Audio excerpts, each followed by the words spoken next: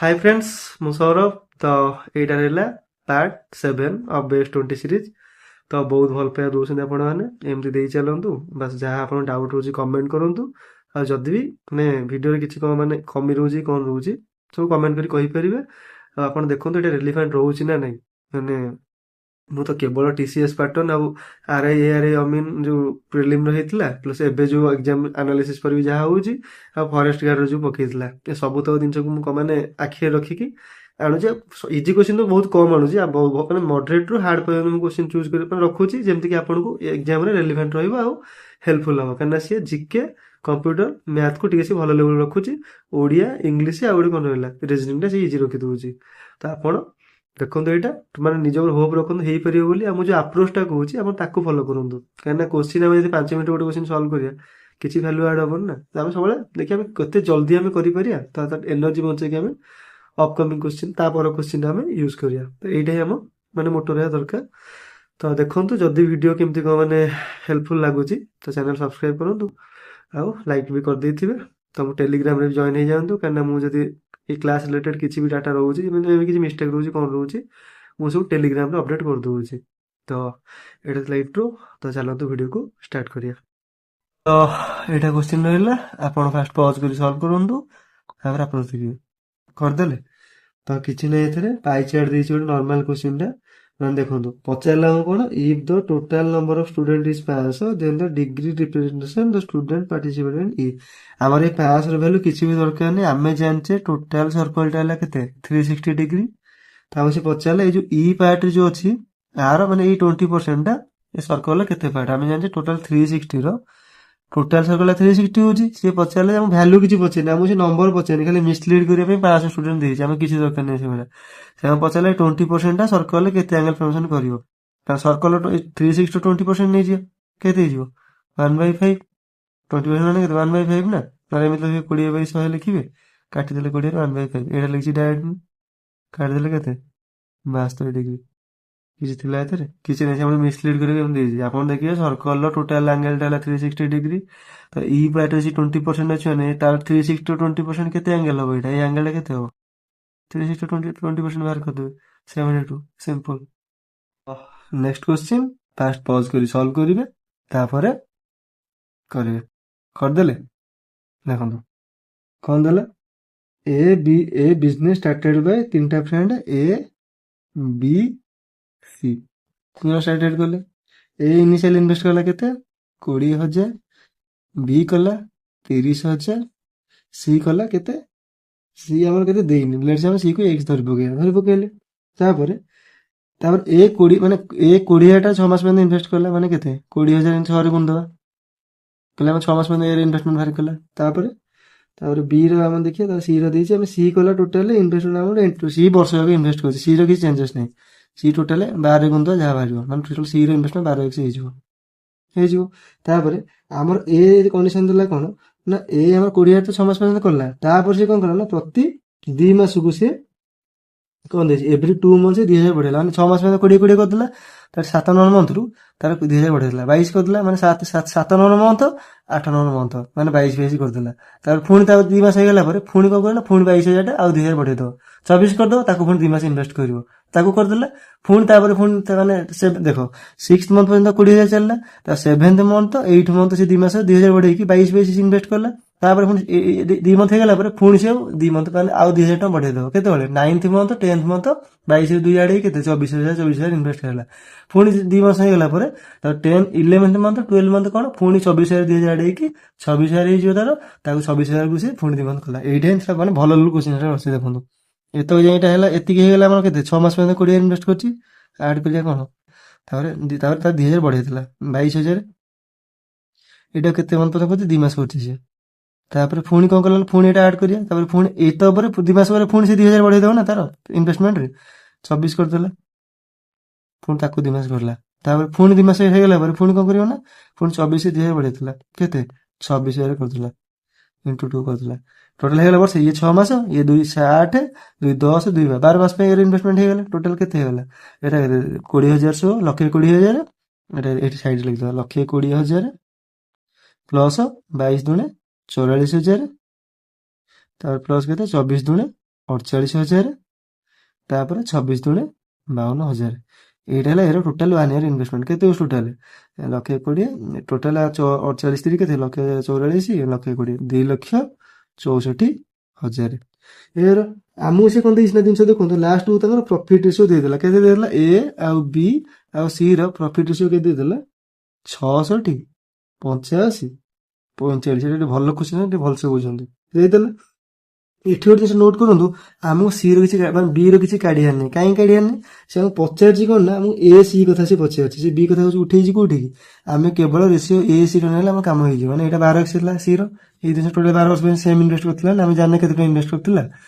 ଆମେ ବି ବାହାର କଲେ ଆମର କିଛି ବି କୋଉଠି ୟୁଜ ହଉନି ସେ ଫାଇନାଲି ପଚାରିଛି ଆମର ଯେ ସି ର ଇନିସିଆଲ ଇନଭେଷ୍ଟମେଣ୍ଟ ମାନେ ଏ ର ଇନଭେଷ୍ଟମେଣ୍ଟ ର କେତେ ପରସେଣ୍ଟ ହଉଛି ରିଲେଟିଭଲି କେତେ ପରସେଣ୍ଟ ଇନଭେଷ୍ଟମେଣ୍ଟ ହଉଛି ଆମେ ତାହେଲେ ଏ ସି ର ରିଲେସନ ବାହାର କରିବା ସି ର ବାହାର କରିବାନି ଏଠି ଏ ଇସ୍ ଟୁ ସି ବାହାର କରିଦେବା ବି ଆମର ଦରକାର ନାହିଁ ଅଯଥା ବାହାର କରି ଆମ ଟାଇମ ୱେଷ୍ଟ ହବ ଆମେ ଏ ର ବାହାର କରିଦେଲେ ସି ର ବାହାର କରିଦେଲେ ତାଙ୍କ ରେସିଓ କମ୍ପେୟାର କରିଦେବା କାରଣ ଆମେ ଏ ର ଆଉ ସି ର ରେସିଓ ପାଇଗଲା ଏ ବି ସି 3 ଜଣ ପାଇଛ ତ ଏ ସି ଆମେ କେମିତି ବାହାର କରିବା ଏ ବି ସି ରେସିଓ ହେଲା 66 85 45 ତାହେଲେ ଏ ସି କେତେ ହେଇଯିବ 66 ଟୁ 45 ହେଇଯିବ ନା ଏଇଟା ଥିଲା ଜିନିଷ ବି କୁ ଆପଣ ସ୍କିପ୍ କରିଦେବେ ଏଇ କ୍ୱେଶ୍ଚନ ଏଇଟା ଥିଲା ବେଷ୍ଟ ଟ୍ରିକ୍ ଯେ ଆପଣ ବି କୁ ସ୍କିପ୍ କରିଦେବେ ବି ର ବାହାର କରିବା ଦରକାର ନାହିଁ କି ଲେନ୍ଦି କରିବା ଦରକାର ନାହିଁ ଆମେ ଏ ସି ର ନାଇଁ ବାହାର କରିଦେବୁ ଏ ସି ର ହେଲା ଏଇଟା ଏ ସି ର ପ୍ରଫିଟ୍ ବାହାର ପଡ଼ିଲା କାରଣ ଇନଭେଷ୍ଟମେଣ୍ଟ ଟାଇମ୍ କରି ଏଇଟା ପହଞ୍ଚିছে ବି ର ସେମିତି ସି ର ସେମିତି ଇନଭେଷ୍ଟମେଣ୍ଟ ଇଣ୍ଟୁ ଟାଇମ୍ କରି ଆମେ ଏଠି ପହଞ୍ଚିছে ତାମାନେ ଏଇଟା ହେଲା ପ୍ରଫିଟ୍ ଏଇଟା ହେଲା ପ୍ରଫିଟ୍ ରେସିଓ ଆମେ ଏଠି ଆଗ କାଟିଦେବା ଏଇଟା 12 ଏଠି 12 କାଟିଦେଲେ କେତେ ହେଇଯିବ କେତେ 12 ଦୁणे 24 ତାପରେ 12 ଦୁणे 24 22,000 ହେଇଗଲା ତାମାନେ ଆମେ ଜାଣିଗଲେ ଏ ର ଆଉ ସି ର ପ୍ରଫିଟ୍ ଆମେ ପାଇଲା ବେଳକୁ ଆମେ ଦେଖନ୍ତୁ ଏ ସି ର ରେସିଓ କେତେ ରହୁଛି 66:45 ଇଜ ଇକ୍ୱାଲ ଟୁ ଏ ର କେତେ ଟୋଟାଲ ଇନଭେଷ୍ଟ ହେଲା ସବୁ ତକ 22,000 ସି ର କେତେ ହେଇଛି ଏକ୍ସ ଆମେ ଜାଣିଛେ ଆକୁ କ୍ରସ୍ ଏକ୍ସ ଏକ୍ସ ର ଭ୍ୟାଲୁ ବାହାର କରିବା ଆମେ ସି ର ଇନଭେଷ୍ଟମେଣ୍ଟ ବାହାର କରିବା ନା ଆମେ ଏଇଟା କ୍ରସ୍ କରିଦେଲେ ଆମେ କେମିତି ବାହାରିବ ଏକ୍ସ ମିଳିଯିବ ଏକ୍ସ ଇଜ ଇକ୍ୱାଲ ଟୁ ଏପଟୁ ଏଇଟା 22/50 ଆସିଲା ଏପଟକୁ ପଳେଇ ଆସିବ ମାନେ କେତେ 22,600 ଟା ତଳକୁ ପଳେଇ ଆସିବ 50 ଟା ଉପରକୁ ପଳେଇବ ମାନେ ଇଣ୍ଟୁ 45/66 ବାସ୍ କାଟିଦେ 22 ରେ କାଟିଲେ ଏଇଟା 3 ଏଇଟା 1000 ତାପରେ 3 କାଟିଲେ ଏଇଟା 15 15 ଇଣ୍ଟୁ 1000 15,000 ଏଇଟା 15,000 କଣ ବାହାର ପଡ଼ିଲା ସି ର ଇନିସିଆଲ ଇନଭେଷ୍ଟମେଣ୍ଟ ଆମେ ପାଇଗଲେ ଏ ର ଥିଲା 20,000 ସି ର ବାହାର ପଡ଼ିଲା 15,000 ଟଙ୍କା ତାପରେ ସେ ଆମକୁ ପଚାରିଲା ଯେ ସି ର ଇନଭେଷ୍ଟମେଣ୍ଟଟା ଏ ର ଇନଭେଷ୍ଟମେଣ୍ଟର କେତେ ପରସେଣ୍ଟ ମାନେ ଆମେ କେମିତି ଜାଣିବା ଆମେ ଉପରେ ରଖିବା 15,000 ବାଇ 20,000 ଇଣ୍ଟୁ 100 କାରଣ ପରସେଣ୍ଟରେ ପଚାରିଥିଲା ନା ମାନେ ଆମର ଏ ର ଇନଭେଷ୍ଟମେଣ୍ଟର ସିଟା କେତେ ପରସେଣ୍ଟ ଆମେ କେମିତି ଜାଣିବା ମାନେ 15,000 20 ନର୍ମାଲ ଦେଇଛି ନା ଏ ର ବି କେତେ ପରସେଣ୍ଟ ମାନେ ଆମେ ଉପରେ ରଖିବା କାହାକୁ ସି କୁ ରଖିବା ସି ର ଇନଭେଷ୍ଟମେଣ୍ଟ ରଖିଲେ 15,000 ବାଇ 20,000 ଇଣ୍ଟୁ 100 କାଟିଦେବେ 5,000 3/4 ମାନେ 75% ବହୁତ ଭଲ କ୍ୱେଶ୍ଚନ ଥିଲା ମାନେ ପାର୍ଟନରସିପ ର ଟିକେ ଆପଣ ବୁଝିବେ କମ୍ପ୍ରିହେନ୍ସିଭ କରିବେ ଜିନିଷ ଏଇ ଜିନିଷ ଦେଇନି ଇଚ ବର୍ଷ କେମିତି ମାନେ 6 ମାସ ପର୍ଯ୍ୟନ୍ତ ଗୋଟେ ଷ୍ଟେବଲ ଇନକମ୍ କଲା ତା 2 ମାସ ସିଏ ବଢି ଚାଲେ ଇନକ୍ରିମେଣ୍ଟ ଏଇଟା ହିଁ ବୁଝିବାର ଥିଲା ଆଉ ତାପରେ ଏଇଟା ଆପଣ ସ୍କିପ୍ କରିବାର ଥିଲା କାରଣ ବି ଖାଲି ଦେଇଛି ଆପଣ ଫସେଇକି ଟାଇମ ୱେଷ୍ଟ କରିବା ପାଇଁ ଆପଣ ବି ବାହାର ବି କରିଦେବେ କିଛି ଫରକ ପଡ଼ିବନି ସେଇ ରେସିଓ ମେଟେରିଆଲ ସବୁ କଟି ଯିବ ଆପଣ ଯଦି ଏ ସି କଥା ପଚାରିଛି ଆପଣ ଏ ସି ର ରିଲେସନ ନେବେ ସେଥିପାଇଁ କ୍ୱେଶ୍ଚିନ୍ ସବୁବେଳେ ଲାଷ୍ଟ ଯାଇ ପଢିବେ ତାପରେ ଆପଣ ପଚାରିଛି କଣ ଦେଖିବେ ତାପରେ ଆମେ ଆପ୍ରୋଚ ନେବେ ଅଧା ପଢିକି ଆପ୍ରୋଚ ନେଲେ ଅସୁବିଧା ହବ ଆପଣ ଅଯଥା କାଲକୁଲେସନ କରିଦେବେ ଏଇଟା ଥିଲା ଆମ ଶିଖିବା ଜିନିଷ ଆପଣ ଏଇ ୱେରେ କରିବେ ଆପଣ ସ୍ପିଡ କଲେ ଏତେ ଭ୍ୟାଲୁ କିଛି ଏତେ ହାର୍ଡ ଦେଇନି ନା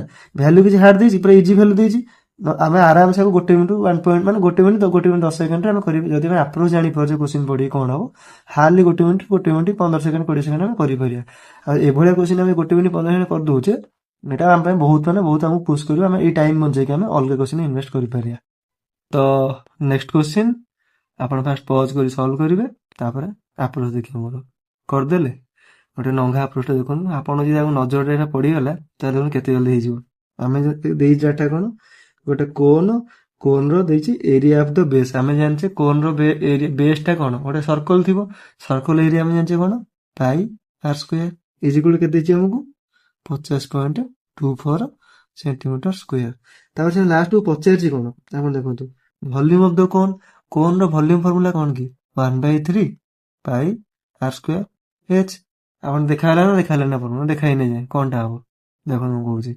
ଆମକୁ ଏଠି ପାଇ ଆର ସ୍କୋୟାର ଭ୍ୟାଲୁ କେତେ ଦେଲା 50.24 ତାମାନେ ଆମର ଯୋଉ ଭଲ୍ୟୁମଟା ଆମେ କାଢିବା ତା ଦେହରେ ପାଇ ଆର ସ୍କୋୟାର ତ ଗୁଣା ହେଇକି ଥିବ ନା ନାଇଁ ତାହେଲେ ସବୁବେଳେ ଯୋଉ ଆନ୍ସରଟା ବାହାରିବ 50.2 ମଲ୍ଟିପ୍ଲାଏ ଫ୍ୟାକ୍ଟର ବାହାରିବ ନା ନାଇଁ ଆନ୍ସରଟା ମାନେ ଏଟା ଗୁଣା ହେଇଛି ନା ଟୋଟାଲ ଉପରେ ଯାହା ବି ଆନ୍ସର ବାହାରିବ 50.2 ମଲ୍ଟିପ୍ଲାଏ ଫ୍ୟାକ୍ଟର ବାହାର କରିବେ ଅପସନଟା ଆଖି ପକାନ୍ତୁ। ଡାଇରେକ୍ଟ 50.24 ଦେଇଦେଇଛି। ଆଉ କୋଉ ଅପସନ କଟିବ କି? ଏଇଟା ଯଦି କଟିବ ଏଇଟା ପାଖାପାଖି ରହୁଛି ସେରା। ଆଉ କିଛି ନମ୍ବର କଟିବନି, ଗୋଟାଏ କଟିବ। ଆପଣଙ୍କୁ ଏମିତି କରି ଆଗରୁ ଯିବାର ଥିଲା। ତଥାପି ନର୍ମାଲ ଆପଣ କହୁଛି କି ବାଇଚାନ୍ସ ଅପସନ ଏମିତି ଦିଟା ଦେଇ ଦେଇଥାନ୍ତେ, ଆପଣ ଶିଖିବେ ନା। ଦେଖନ୍ତୁ ଏଇଟା ଆପଣ 10 ସେକେଣ୍ଡ ଆପ୍ରୋଚ କହିଦେଲି। ଏଇଟା ଏକ୍ଜାମରେ ଏମିତି କରିକି ଆଗକୁ ପଳେଇବେ। ଆମେ ଯଦି ଶିଖିବା ପାଇଁ ମୁଁ କହୁଛି କନସେପ୍ଟ ଆପଣ ନର୍ମାଲ ବି କେମିତି କରିପାରିବେ ଦେଖନ୍ତୁ କହୁଛି। ଏଇଟା ହେଲା ବେଷ୍ଟ ଟ୍ରି ଆମେ ଜାଣିଦେଲେ। ତାପରେ ନର୍ମାଲ ଟ୍ରିଟା ଦେଖନ୍ତୁ ଆମକୁ ଦେଇଦେଲା କେତେ ସ୍ଲାଣ୍ଟ ହାଇଟ୍ ମାନେ ଏଲ୍, ଯୋଉଟା ଆମେ ଏଲ୍ କହୁଛେ ତାହେଲେ 5 ଦେଇଦେଲା ସ୍ଲାଣ୍ଟ ହାଇଟ୍ଟା କୋନ୍ର। ତାପରେ ଆମେ ଜାଣିଛେ ପାଇ ଆର୍ ଏଲ୍, ଆମ କର୍ ସର୍ଫେସ୍ ଏରିଆଟା ଫର୍ମୁଲା କ'ଣ? ପାଇ ଆର୍ ହେଲା କର୍ ସର୍ଫେସ୍ ଏରିଆ, ଆମକୁ ଦେଲା କେତେ 62.8 ସେଣ୍ଟିମିଟର ସ୍କୋୟାର। ଆମ କୋନ୍ର କର୍ ସର୍ଫେସ୍ ଏରିଆର ଫର୍ମୁଲା ହେଲା ପାଇ ଆର୍ ହେଲା। ଆପଣ ଫର୍ମୁଲା ମନେ ରଖନ୍ତୁ। କୋନ୍ର 4ଟା ଫର୍ମୁଲା କ'ଣ ରହୁଛି? ବେସ୍ର କୋନ୍ ଏରିଆ ଅଫ୍ ବେସ୍ର ଫର୍ମୁଲା ହେଲା ପାଇ ଆର୍ ସ୍କୋୟାର, ଯୋଉଟା ସର୍କଲର ହଉଛି। ତାପରେ ଭଲ୍ୟୁମର ଫର୍ମୁଲା ହଉଛି କୋନ୍ର କ'ଣ 1/3 ପାଇ ଆର୍ ସ୍କୋୟାର ଏଚ୍। ତାପରେ କୋନ୍ର କର୍ ସର୍ଫେସ୍ ଏରିଆର ଫର୍ମୁଲା ହଉଛି ପାଇ ଆର୍ ଏଲ୍। ତାପରେ ହଉଛି କ'ଣ ଟୋଟାଲ ସର୍ଫେସ୍ ଏରିଆ, ମାନେ ଦିଟା ମାନେ କର୍ ସର୍ଫେସ୍ ଏରିଆ ପ୍ଲସ୍ ବେସ୍ର ଏରିଆ, ମାନେ କ'ଣ ପାଇ ଆର୍ ଏଲ୍ ମାନେ ପାଇ ଆର୍ ଏଲ୍ ପ୍ଲସ୍ ପାଇ ଆର୍ ସ୍କୋୟାର। ଆଦ୍ରୁ ଆମେ ପାଇ ଆର୍ କମନ୍ ନେଇଗଲେ ଏଲ୍ ପ୍ଲସ୍ ଆର୍ ହେଇଯିବ। ଏଇଟା ହେଲା ଫର୍ମୁଲା। ପାଇ ଆର୍ ହୋଲ୍ ଏଲ୍ ପ୍ଲସ୍ ଆର୍, ଏଇଟା ହେଲା ଟୋଟାଲ ସର୍ଫେସ୍ ଏରିଆ ଫର୍ମୁଲା। ଏଠି ସେମିତି ଦେଲା ଆମକୁ କ'ଣ କର୍ ସର୍ଫେସ୍ ଏରିଆ ମାନେ ପାଇ ଆର୍ ଏଲ୍ ଦେଲା, ଏତିକି ଦେଲା।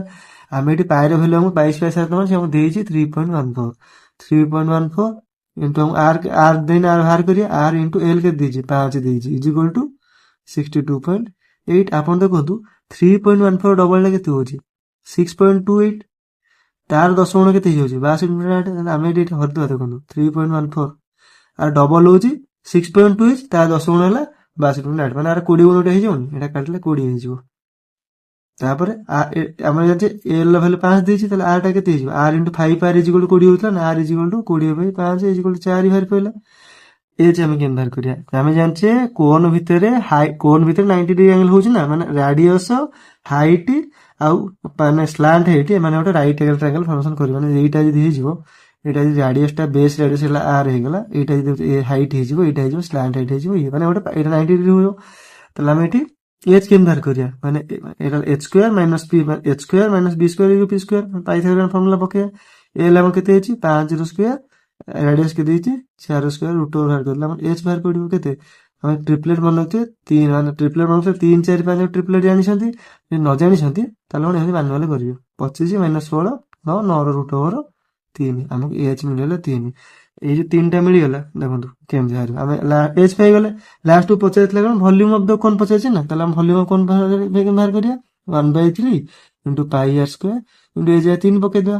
ଏଠି 3 କଟିଗଲେ ସେ ପାଇ ଆର୍ ସ୍କୋୟାର ହଉନି, ପାଇ ଆର୍ ସ୍କୋୟାର ଭ୍ୟାଲୁ କେତେ ଦେଇଥିଲା 50.24, ତା ଆନ୍ସର ବାହାରିଲା। ଆପଣ ପ୍ରଥମେ ଏଇ ଆପ୍ରୋଚ୍ ଦେଖାଯିବା ଦରକାର, ଯେ ଅପସନ ପକେଇ ଉଡେଇ ଦେଇ ପଳେଇବେ। ଯଦି ନ ହଉଛି ଆପଣ ଏଠିକି ଆସିବେ, ନହେଲେ ଟାଇମ୍ ଏମିତି ବି କଲେ ଜଲ୍ଦି ହବ, କିନ୍ତୁ ଆପଣ ଫାଷ୍ଟ ଦେଖିକି ଉଡେଇବେ। ଏଇଟା ହାର୍ଡ କ୍ୱେଶ୍ଚିନ୍ ଟା, ବହୁତ ପିଲା ଛାଡି ଦେଇଥିବେ। ଆପଣ ଯଦି ଏଇଟା କରିଦଉଛନ୍ତି ଟ୍ରିକ୍ ପକେଇକି, ତାହେଲେ ଆପଣ ବହୁତ ପିଲାଙ୍କ ଆଗକୁ ପଳେଇବେ। ତ ନେକ୍ସଟ କ୍ୱେଶ୍ଚିନ୍ ଫାଷ୍ଟ ପଜ୍ କରି ସଲ୍ଭ କରିବେ, ତାପରେ ଆପ୍ରୋଚ୍ ଦେଖିବେ। କରିଦେଲେ କିଛି ନାହିଁ, ଏଥିରେ ଦେଲା କ'ଣ find the remainder when arithmetic mean of ଏଇ data divided by arithmetic mean of ଏଇ ଡାଟାରେ କେତେ ହବ? ଆରିଥମେଟିକ୍ ମିନ୍ କ'ଣ ଆମେ ଜାଣିଛେ ଆଭରେଜ, ଆରିଥମେଟିକ୍ ମିନ୍ ଯାହା ଆଭରେଜ ସେଇଆ, ମାନେ ଆଭରେଜ କେମିତି ବାହାର କରିବା? ସବୁ ନମ୍ବର ଆଡ୍ କରିଦବା। ଫାଷ୍ଟ ନମ୍ବର ଆଡ୍ କରିଦେଇ ବାଇ ଟୋଟାଲ ନମ୍ବର କେତେ 1 2 3 4 5 6 6 କରିଦବା। ସେମିତି ଆକୁ ସବୁ ଆଡ୍ କରିଦବା ବାଇ 1 2 3 4 5 6 7 8 ନମ୍ବର 8ରେ ହରିଦବା। ଆକୁ ମିଶାନ୍ତୁ ଫାଷ୍ଟ କେତେ ହଉଛି ସେଇଗା କେତେ 13 7 20 11 31 17 କେତେ 48 12 60 ବାଇ 6। ଆର ମିନ୍ ବାହାର ପଡ଼ିଲା 10 ବାହାର ପଡ଼ିଲା ଆରିଥମେଟିକ୍ ମିନ୍। ଆର କେତେ 11 × 19 17 କେତେ 36 37 57 57 13 70 18 88 8 88 8 କେତେ 96 16 112 ବାଇ 8 କେତେ ହେଇଯିବ 14। ଏଇ ଦି ଜଣଙ୍କ ବାହାରି ପଡ଼ିଲା ମିନ୍ ବାହାରି ପଡ଼ିଲା। ଆପଣ ଏଠି ଏଇଠି ମିଷ୍ଟେକ୍ କରିଦେବେ। ଆପଣ ସିଏ କହିଛି ଆ ଧିଏରେ ଆକୁ ହରିଆ, ମାନେ ଏଇଠି ଆମେ 10 ଧିଏରେ 14କୁ ହରିଆ, ଭଲ ରିମାଇଣ୍ଡର କେତେ ଆସିବ? ଆପଣ ଯଦି ବାଉଳାରେ ଏମିତି ବାହାରିବେ 14କୁ 10ରେ ହରିଦେବେ, ତାହେଲେ 10 କରିକି 10 ପକେଇଦେବେ, ରିମାଇଣ୍ଡର 4 ବାହାରି ପଡ଼ିବ, ଆପଣ ମାରିଦେବେ, ଆନ୍ସର ଭୁଲ ହେଇଯିବ। ଅପସନ ଦେଇନି 4, ନହେଲେ ପିଲା ଆହୁରି ଫସିଥାନ୍ତେ। ସିଏ କିନ୍ତୁ ଦେଇଛି 10କୁ ଆମେ 14ରେ ହରିଆ। ଆମେ 10କୁ 14ରେ ହରିଆ, ସେ କଟିବ କି? 14 ବଡ ଭ୍ୟାଲୁ ଛୋଟ ଭ୍ୟାଲୁ, ତ 10 ହିଁ ରିମାଇଣ୍ଡର ବଢିବ। ଯେହେତୁ 10ଟା 14ଠୁ ଛୋଟ ଭ୍ୟାଲୁ ରହୁଛି, 14 ତ କଟିବନି, 14 କେ ହେଲେ 14 ହବ, 14ଟା 10ଠୁ ସାନ ନା, ଯୋଉ 14ଠୁ 10ଟା ସାନ ନା, ସେଥିପାଇଁ ଆମେ ଡାଇରେକ୍ଟ ରିମାଇଣ୍ଡର 10 ହିଁ ବଳିବ। ବାସ୍ ଏଇଟା ଥିଲା ଆନ୍ସର। ତ ନେକ୍ସଟ କ୍ୱେଶ୍ଚିନ୍, ଫାଷ୍ଟ ପଜ୍ କରି ସଲ୍ଭ କରିବେ, ତାପରେ ଆପଣ ଦେଖିବେ। କରିଦେଲେ? ଦେଖନ୍ତୁ ସେ କରିଦେଇଛି, ଦେଲା 34⁹ ଇଣ୍ଟୁ 25⁶ ଇଣ୍ଟୁ 42⁻13 ଦେଲା। ପଚାରିଲା ଏଥିରେ ଟୋଟାଲ ପ୍ରାଇମ୍ ଫ୍ୟାକ୍ଟର କେତେ ଆସିନି। ଆମେ ପ୍ରାଇମ୍ ଫ୍ୟାକ୍ଟର ବାହାର କରିଲେ ସବୁ ତ ପ୍ରାଇମରେ କନଭର୍ଟ କରିଦେବା। 34 କେତେ, 37ଟା ହେଲେ 17 ଇଣ୍ଟୁ 2, ତାମାନେ ପାୱାର ଯଦି 9 ଅଛି, ଆରି ପାୱାର 9 ହେଇଯିବ, ଆରି ପାୱାର 9 ହେଇଯିବ, ସେମିତି ଇଣ୍ଟୁ କରିବା।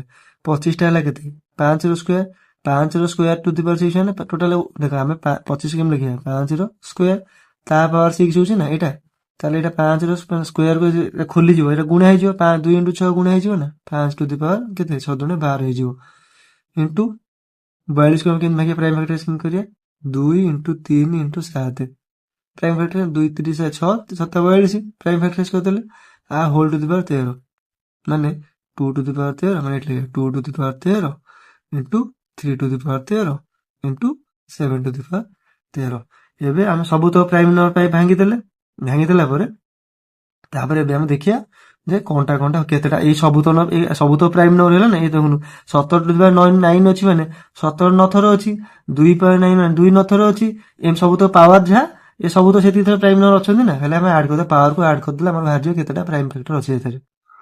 9 plus 9 plus 12 plus 13 plus 13 plus 13, ବାସ୍ କରିଦିଅନ୍ତୁ, 33 39, ଏଇଟା 9 9 18 12 30, 30 ପ୍ଲସ୍ 39 କେତେ, 69। କିଛି ନଥିଲା, ଇଜି କ୍ୱେଶ୍ଚିନ୍ଟା, ବାସ୍ ଖାଲି ଆପଣ ବୁଝନ୍ତୁ। ସେ ପଚାରିଛି ଯେ find the number of Prime factors. Prime factor ମାନେ କ'ଣ, କେତେଟା ପ୍ରାଇମ୍ ନମ୍ବର ଅଛି, ମାନେ କେତେଟା ପ୍ରାଇମ୍ ନମ୍ବର ଗୁଣା ହେଇକି ଟର୍ମଟା ହେଇଛି। ସବୁ ତକ ନମ୍ବର ପ୍ରାଇମ୍ ଫ୍ୟାକ୍ଟରାଇଜ କରିଦେଲେ, ଯାହାର ମାନେ ଏଇ ପ୍ରାଇମ୍ ନମ୍ବର ପାୱାର 9 ଅର୍ଥ ଯାହା 17ରୁ 9 ଥର ଲେଖିବା, ସେଇଆ 2 ପାୱାର 9 ଯାହା 2 କି 9 ଥର ଲେଖିବା, ସେଇଆ ସେଇ ଜିନିଷକୁ ଯାକୁ ଗୁଣିକି ଡିରାଇଭ୍ କରିବା, ଯାହା ଆମେ ଡାଇରେକ୍ଟ ପାୱାରକୁ ଆଡ୍ କରିଦେଲେ ସେତିକିଟା ପ୍ରାଇମ୍ ଫ୍ୟାକ୍ଟର ହେବେ ନା। ଟିକେ ଥଣ୍ଡା ମଣ୍ଡା ଭାବନ୍ତୁ, ଏଇଟା ତାର ବେଷ୍ଟ ଆପ୍ରୋଚ୍ ଥିଲା। ତ ନେକ୍ସଟ କ୍ୱେଶ୍ଚିନ୍, ଫାଷ୍ଟ ପଜ୍ କରି ସଲ୍ଭ କରନ୍ତୁ, ତାପରେ ଆପ୍ରୋଚ୍ ଦେଖନ୍ତୁ। କରିଦେଲେ? କ'ଣ ଦେଇଥିଲା, if Sam travels with a speed of 56 km/h, he reaches the destination at 19 minute late. ତାପରେ କ'ଣ ଦେଲା, if he travel at a speed of 84 km/h, he reaches the destination 3 minute late. ତାହେଲେ find the correct time in minute to cover the journey. କିଛି ନାହିଁ, ଆଗରୁ ମୁଁ 2 ଥର ଏଇଟା କରେଇଛି, ବହୁତ ଥର ବହୁତ ଭ୍ୟାରିଏସନ୍ କ୍ୱେଶ୍ଚିନ୍ ଆସୁଛି ଏଇଟା। ତ ଆମେ ଆକୁ ଦେଖନ୍ତୁ, ଇନିସିଆଲ ସ୍ପିଡ୍ କେତେ ଥିଲା ଆଇ, ଏଇଟା ଫାଇନାଲ ସ୍ପିଡ୍ ଆଇ ଏଫ୍ ରେ ଦେଖୁଛି ହେଲା। ଇନିସିଆଲ ସ୍ପିଡ୍ କେତେ ଥିଲା, 56 km/h, ଫାଇନାଲ ସ୍ପିଡ୍ ମାନେ ତାପରେ ଗଲା କେତେ, ସେକେଣ୍ଡ ସ୍ପିଡ୍ ଗଲା କେତେ, 84 km/h। ଡିଷ୍ଟାନ୍ସ ତ ସମାନ ଅଛି ନା, ତାହେଲେ ଆମର କ'ଣ ହେଇଯିବ, ଟାଇମ୍ଟା ଇନଭର୍ସ ହେଇଯିବ, ମାନେ ଉଲ୍ଟି ଯିବ। ଆଉ କାଟି ଦିଅନ୍ତୁ, 28 କାଟିଲେ ଏଇଟା 2, 28 କାଟିଲେ ଏଇଟା 3, ତାହେଲେ ସ୍ପିଡ୍ ରେସିଓ 2:3 ରହୁଛି, ତାହେଲେ ଟାଇମ୍ ରେସିଓ କେତେ ହେଇଯିବ, 3:2। ତାଙ୍କ ଭିତରେ ଗ୍ୟାପ୍ଟା କେତେ, ଟାଇମ୍ ଭିତରେ ଗ୍ୟାପ୍ଟା କେତେ, ଯଦି ଫାଷ୍ଟ ଅନୁସାରେ ଯାଉଥିଲା 19 ମିନିଟ୍ ଲେଟ୍ ହେଉଥିଲା, ସ୍ପିଡ୍ ବଢ଼େଇ ଦେଲା, ଫିର୍ ବି ତାର କେତେ ଲେଟ୍ ହେଉଛି, 3 ମିନିଟ୍ ଲେଟ୍ ହେଉଛି। ତାଙ୍କ ଭିତରେ ଗ୍ୟାପ୍ କେତେ, 16 ହେଇଯିବ। ଭଲସେ କନସେପ୍ଟ ମନେ ପକାନ୍ତୁ, ଯଦି ଲେଟ୍ ହେଇଥାନ୍ତା, ଯଦି ସେ ଅର୍ଲି ହେଇଥାନ୍ତା, ତାହେଲେ ଏଇଟା ଆଡ୍ କରିଥାନ୍ତା। ମାନେ ଯଦି ଫାଷ୍ଟ କଣ୍ଡିସନରେ 19 ମିନିଟ୍ ଲେଟ୍ ହେଉଛି, ସେକେଣ୍ଡ ସ୍ପିଡ୍ ବଢ଼େଇଲା ପରେ 3 ମିନିଟ୍ ଅର୍ଲି ପହଞ୍ଚୁଛି, ତାହେଲେ ଆପଣ ଆଡ୍ କରିଥାନ୍ତେ। କିନ୍ତୁ ଏଠି ଫାଷ୍ଟରୁ ବି ଲେଟ୍ରେ ପହଞ୍ଚିଛି, ସେକେଣ୍ଡ ବି ଲେଟ୍ରେ ପହଞ୍ଚିଛି, ସେଥିପାଇଁ ଆଙ୍କର ଡିଫରେନ୍ସଟା 16 ହବ। ଆପଣ ଏଇଟା ଭଲସେ ଦେଖିବେ, ମାନେ ଆଙ୍କ ଭିତରେ ଇଏ ଫାଷ୍ଟ ଦେଖନ୍ତୁ, ଗୋଟେ ସମସ୍ତେ ଏଇଟା ହେଲେ ତାର ଫିକ୍ସ ଟାଇମ୍, ଏଇ ଟାଇମ୍ରେ ପହଞ୍ଚିବା କଥା। ଫାଷ୍ଟରେ ଗଲେ 19 ମିନିଟ୍ ଲେଟ୍ରେ ପହଞ୍ଚୁଛି, ତାପରେ ସେକେଣ୍ଡରେ ଗଲେ 3 ମିନିଟ୍ ଲେଟ୍ରେ ପହଞ୍ଚୁଛି ନା, 2 ଜଣ ଯାକ ଫିକ୍ସ ଟାଇମ୍ରେ ପହଞ୍ଚି ପାରୁଛନ୍ତି, ତାହେଲେ ପଛୁଆ ରହୁଛନ୍ତି ତାର ନା ଟାଇମ୍ଠୁ, ମାନେ ଯୋଉଟା ସେଡ୍ୟୁଲ୍ ଟାଇମ୍ରେ ପହଞ୍ଚି ପାରୁନାହାନ୍ତି, ତାଠୁ ସିଏ ଲେଟ୍ରେ ରହୁଛନ୍ତି। ତାହେଲେ ଆଙ୍କ ଭିତରେ ଗ୍ୟାପ୍ଟା ହେଲା ସବୁବେଳେ 19ରୁ 3 ଫେଡ଼ିବେ 16 ବାହାରିବ, ସେଇଟା ଆପଣ ବୁଝିବା ଜିନିଷ। ଏଇ ଗ୍ୟାପ୍ଟା ହେଲା 16। ଆଙ୍କ ଭିତରେ ଆକ୍ଚୁଆଲି ଗ୍ୟାପ୍ କେତେ, 1 ୟୁନିଟ୍ 2 ୟୁନିଟ୍ 3 ୟୁନିଟ୍ ଭିତରେ ଗ୍ୟାପ୍ କେତେ, 1 ୟୁନିଟ୍, 1 ୟୁନିଟ୍ର ଭ୍ୟାଲୁ ହେଲା 16। ତାହେଲେ 3 ୟୁନିଟ୍ର ଭ୍ୟାଲୁ କେତେ, 34 48 ହେଇଯିବ। 48 ମିନିଟ୍ରେ ଗଲେ କ'ଣ ହେଉଥିଲା, 48 ମିନିଟ୍ରେ ଯଦି ପହଞ୍ଚୁଛି କ'ଣ ହେଉଥିଲା ନା 19 ମିନିଟ୍ ଲେଟ୍ ହେଉଥିଲା। ତାହେଲେ ଆକ୍ଚୁଆଲ୍ ଟାଇମ୍ କେତେ, ଯଦି 48ରେ ପହଞ୍ଚିଲେ, ମାନେ 48 ମିନିଟ୍ ଲାଗିଲେ 19 ମିନିଟ୍ ଲେଟ୍ ହେଉଛି, ତାହେଲେ ଆକ୍ଚୁଆଲ୍ ଟାଇମ୍ କେତେ, ଆଠୁ 19 ଫେଡ଼ ଦେବା, କେତେ ହେଇଯିବ, 29 ମିନିଟ୍। ଭଲସେ ବୁଝନ୍ତୁ, 48 ମିନିଟ୍ ଯଦି ସେ ପହଞ୍ଚୁଛି, 48 ମିନିଟ୍ରେ ପହଞ୍ଚିଲେ 19 ମିନିଟ୍ ଲେଟ୍ରେ ପହଞ୍ଚୁଛି, ତାମାନେ ତାକୁ ତ ଆଗୁଆ ପହଞ୍ଚାଇଥିଲା, କେତେ ମିନିଟ୍ ଆଗୁଆ ପହଞ୍ଚିଥିଲା, ସେ ଯେଉଁ 19 ମିନିଟ୍ ଲେଟ୍ କରୁଛି, ସେ ଆଗୁଆ ପହଞ୍ଚିଲେ ଫିକ୍ସ ଟାଇମ୍ରେ ପହଞ୍ଚିଥାନ୍ତା ନା। ସେ 19 ମିନିଟ୍ ଲେଟ୍ କରୁଛି ବୋଲି ସେ 48 ମିନିଟ୍ ତାକୁ ଲାଗିଲା, 19 ମିନିଟ୍ ଲେଟ୍ ନ କରିଥାନ୍ତା ତାହେଲେ 48 ମିନିଟ୍ ପଛକୁ ଆସିଥାନ୍ତା, ମାନେ ତାର ଫିକ୍ସ ଟାଇମ୍ କେତେ ହେଉଛି, ମାନେ ସେ ପଚାରିଥିଲା ଆକ୍ଚୁଆଲ ଟାଇମ୍ କେତେ ଲାଗିଥାନ୍ତା ଯଦି ସେ କରେକ୍ଟ ସ୍ପିଡରେ ମାନେ ଠିକ୍ ଟାଇମ୍ରେ ପହଞ୍ଚିଥାନ୍ତା ତାହେଲେ ତାକୁ ଟାଇମ୍ କେତେ ଲାଗିଥାନ୍ତା। ତ ଲେଟ୍ରେ ପହଞ୍ଚିଲେ 48 ମିନିଟ୍ରେ ପହଞ୍ଚୁଛି, ଯୋଉଥିରେ 19 ମିନିଟ୍ ଲେଟ୍ ହେଉଛି, ତାହେଲେ ଆକ୍ଚୁଆଲି ସେ କେତେ ଲାଗିବା କଥା 29 ମିନିଟ୍। ନହେଲେ ଏପଟେ ବି ଦେଖନ୍ତୁ, ଏପଟେ 2ରେ ଗୁଣ ଦେଲେ ବି 32 ମିନିଟ୍ ଲାଗୁଛି। ତ 32 ମିନିଟ୍ ଲାଗୁଛି କ'ଣ 32 ମିନିଟ୍ରେ ପହଞ୍ଚିଲେ ତା 3 ମିନିଟ୍ ଲେଟ୍ ହେଉଛି, ତାହେଲେ 3 ମିନିଟ୍ ଲେଟ୍ରେ ପହଞ୍ଚିକି 32 ମିନିଟ୍ ଲାଗୁଛି, ତାହେଲେ ଆକ୍ଚୁଆଲ ଟାଇମ୍ କେତେ ହେଇଥାନ୍ତା 32ରୁ 3 ଫେରିଦେଲେ ଏଠି ସେ 29 ବାହାରିବ। ଏଇଟା ଥିଲା କନସେପ୍ଟ। ତ ନେକ୍ସଟ କ୍ୱେଶ୍ଚିନ୍ ଫାଷ୍ଟ ପଜ୍ କରି ସଲ୍ଭ କରନ୍ତୁ, ତାପରେ ଆପ୍ରୋଚ୍ ଦେଖନ୍ତୁ। କରିଦେଲେ ତ ଏଠି ଆମକୁ ପଚାରିଲା କ'ଣ ଯେ ଗ୍ରୁପ୍ ଡାଟାର ଆମର ଆରିଥମେଟିକ୍ ମିନ୍ ପଚାରିଲା। ମୁଁ ଏଇ ଟୋଟାଲ ଜିନିଷଟାକୁ ମୁଁ ଆଡଭାନ୍ସ ମ୍ୟାଥରେ ଷ୍ଟାଟିଷ୍ଟିକ୍ସ 1shotରେ ଡିଟେଲ ସବୁ ପଢେଇଛି, ମିନ୍, ମୋଡ, ମିଡିଆନ୍, ତାର ଗ୍ରୁପ୍ ଡାଟା, ଅନଗ୍ରୁପ୍ ଡାଟା ସବୁ ପଢେଇଛି। ଆପଣ ଚ୍ୟାନେଲ ପ୍ଲେଲିଷ୍ଟକୁ ଯାଇକି ଆଡଭାନ୍ସ ମ୍ୟାଥରେ ଯାଇକି ଷ୍ଟାଟିଷ୍ଟିକ୍ସ ଭିଡ଼ିଓ ଦେଖିଦେବେ, 1 ଘଣ୍ଟା 1 ଆୱାର ଅଛି, ସବୁ କଭର ହେଇଯିବ। ବାସ୍ ଦେଖନ୍ତୁ ଏଥିରେ କ'ଣ ପଚାରିଛି। ଆମକୁ ଏଇ ଦିଟା ଡାଟା ଦେଇଥିଲା, କ୍ଲାସ ଇଣ୍ଟରଭାଲ, ଫ୍ରିକ୍ୱେନ୍ସି ଦେଇଛି, ତାପରେ ପଚାରିଛି କ'ଣ ମାନେ ମିନ୍ ଅଫ୍ ଦ ଡାଟା। ଆମେ ପ୍ରଥମେ କ'ଣ କରିବା ନା ଏଇ କ୍ଲାସ ଇଣ୍ଟରଭାଲର ମିଡ୍ ଭ୍ୟାଲ୍ୟୁ ବାହାର କରିଦେବା। ମିଡ୍ ଭ୍ୟାଲ୍ୟୁ କ'ଣ ମାନେ ଦେଖନ୍ତୁ 0 ଆଉ 10 ଭିତରେ ମିଡ୍ ଭ୍ୟାଲ୍ୟୁ କେତେ ହେବ 5, କାହିଁକିନା କ'ଣ 10 + 0 10 / 2 5। ସେମିତି 20 10ର ମିଡ୍ ଭ୍ୟାଲ୍ୟୁ କେତେ 20 + 10 30 / 2 15। ଏମିତି କରି ସବୁଥିରେ ମିଡ୍ ଭ୍ୟାଲ୍ୟୁ ବାହାର କରିଦେଲି। ଆମେ ଏଇଟା ଲିଖିଦେଲେ ସାଇଡ୍ ପଟେ। ତାପରେ କ'ଣ କରିବା ନା ଆର ଯେମିତି ବାହାର କରିବା, କେମିତି ଆମେ ମିନ୍ ବାହାର କରିବା, ଆକୁ ଆ ସହିତ ଗୁଣିଆ, ଆକୁ ଆ ସହିତ ଗୁଣିଆ, ଆକୁ ଆ ସହିତ ଗୁଣିଆ, ଆକୁ ଆ ସହିତ ଗୁଣିଆ, ଆକୁ ଆ ସହିତ ଗୁଣିଆ, ଆଗର ସବୁ ସମ୍ ନେଇକି ଫ୍ରିକ୍ୱେନ୍ସିର ସମରେ ଡିଭାଇଡ୍ କରିଦେବା। ଦେଖନ୍ତୁ ମୁଁ କହିଦେଉଛି 3 × 5 କେତେ 15, 5 × 4 କେତେ 15 × 4 କେତେ 60, ପ୍ଲସ୍ 25 × 6 କେତେ 150, ପ୍ଲସ୍ 35 × 2 କେତେ 70, ପ୍ଲସ୍ 45 × 5 କେତେ 225 ହେଇଗଲା। ଟୋଟାଲ କେତେ ଆମେ ଆକୁ ଆଡ୍ କରିଦେବା 3 + 4 + 3 + 4 + 6 + 2 + 5। ସବୁ ଜିନିଷ ମୁଁ ପୁରା ଡିଟେଲଲି କହିଛି ଷ୍ଟାଟିଷ୍ଟିକ୍ସ ଚାପ୍ଟରରେ। ଏଠି ହେଲେ ଆମକୁ ଫର୍ମୁଲା ରିଭିଜନ ହେଇଗଲା। ଏମିତି କରିଦେଲେ କରିଦେଇ ବାହାର କରିଦେବେ, ଉପରେ ଆଡ୍ କରିଦେଲେ କେତେ ହେଉଛି 60 × 37 280, 295, 295, 225, 520 ବାଇ କେତେ 4 3 7 7 2 15 5 20, 0 କଟିଗଲା 52/2 26।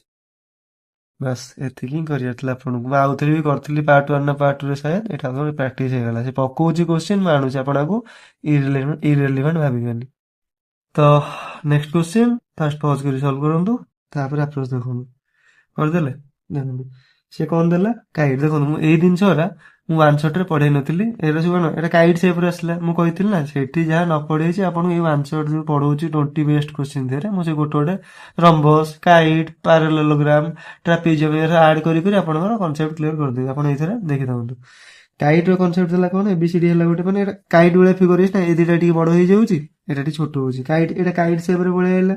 ତାପରେ ଏଇଟା ଲାଇନ୍ ଇଣ୍ଟରସେକ୍ଟ କଲେ O ପଏଣ୍ଟରେ କରୁଛନ୍ତି, ଦେଲା ଆମର ଆଙ୍ଗେଲ କ'ଣ ମାନେ କୋଉଟା ଦେଲା ଆମର DAB, DAB ମାନେ ଟୋଟାଲ ଆଙ୍ଗେଲଟା ଦେଇଦେଲା କେତେ 56। ତାପରେ ଆଉ କ'ଣ ଦେଲା BCD ଟୋଟାଲଟା ଦେଇଦେଲା 74। ଆମେ ଗୋଟେ ଆର ପ୍ରପର୍ଟି ଜାଣିଛେ, ମାନେ କାଇଟ୍ର ପ୍ରପର୍ଟି ଅଛି, ଆମେ ଯୋଉ ତା ଡାଇଗୋନାଲରେ ଡ୍ର କରିବାନି, ସେ କ'ଣ କରେ ଆଙ୍ଗେଲ ବାଇସେକ୍ଟର ଭଳିଆ କାମ କରି, ମାନେ ଏଇ ଦିଟା ଆଙ୍ଗେଲକୁ ଇକ୍ୱାଲି ଡିଷ୍ଟ୍ରିବ୍ୟୁଟ୍ କରିଦେବେ, ଏଇ ବି ସେମିତି ଇକ୍ୱାଲି ଡିଷ୍ଟ୍ରିବ୍ୟୁଟ୍ କରିଦେବ। ତାପରେ ଏଠି ଆମର ସେ ଯୋଉ ଇଣ୍ଟରସେକ୍ସନ ପଏଣ୍ଟରେ ଡାଇଗୋନାଲ ଦିଟାର କାଇଟ୍ର ଦିଟା ଡାଇଗୋନାଲ ଇଣ୍ଟରସେକ୍ସନ ପଏଣ୍ଟ ଯୋଉଠି ହେଉଛି ଏଇ O ପଏଣ୍ଟରେ 90 90 90 କରିବେ। ତାହେଲେ ଆମେ ଜାଣିଗଲେ ଏଇ ପଏଣ୍ଟଟା 90 ହେଇଯିବ, ଏଇ ଆଙ୍ଗେଲଟା 90 ହେଇଯିବ, ଏଇଟା ବି 90, ଏଇଟା ବି 90, 90 ହେଇଯିବ। ତାପରେ ମୁଁ ପଚାରିଛି କ'ଣ ସିଏ 3 ODA + 2 OBC। 3 ODA କୋଉଟା ODA ମାନେ ଏଇ ଆଙ୍ଗେଲର 3 ଗୁଣ ପ୍ଲସ୍ କୋଉଟା ପଚାରିଛି OBC। ହଁ OBC ମାନେ ଏଇ ଆଙ୍ଗେଲର 2 ଗୁଣର ସମଟା କେତେ। ଆମେ ଏଇଟା କେମିତି ବାହାର କରିବା ଦେଖନ୍ତୁ। ଆମେ ଜାଣିଛେ ଏଇଟା ଟୋଟାଲ 56 ହଉଛି, ଏଇ ଆଙ୍ଗେଲଟା 56 ହେଇଯାଉଛି, ଏଇ ଲାଇନ ତ ଏଇଟାକୁ 2 ଭାଗ କରିଦେବା, ମାନେ ଏଇଟା 28, ଏଇଟା 28 ହେଇଯିବ, ଏଇଟା 28 ହେଇଯିବ, ମାନେ ଏଇ ଦେଖନ୍ତୁ OAD ଟା ହେଇଯିବ କେତେ 28 ହେଇଯିବ।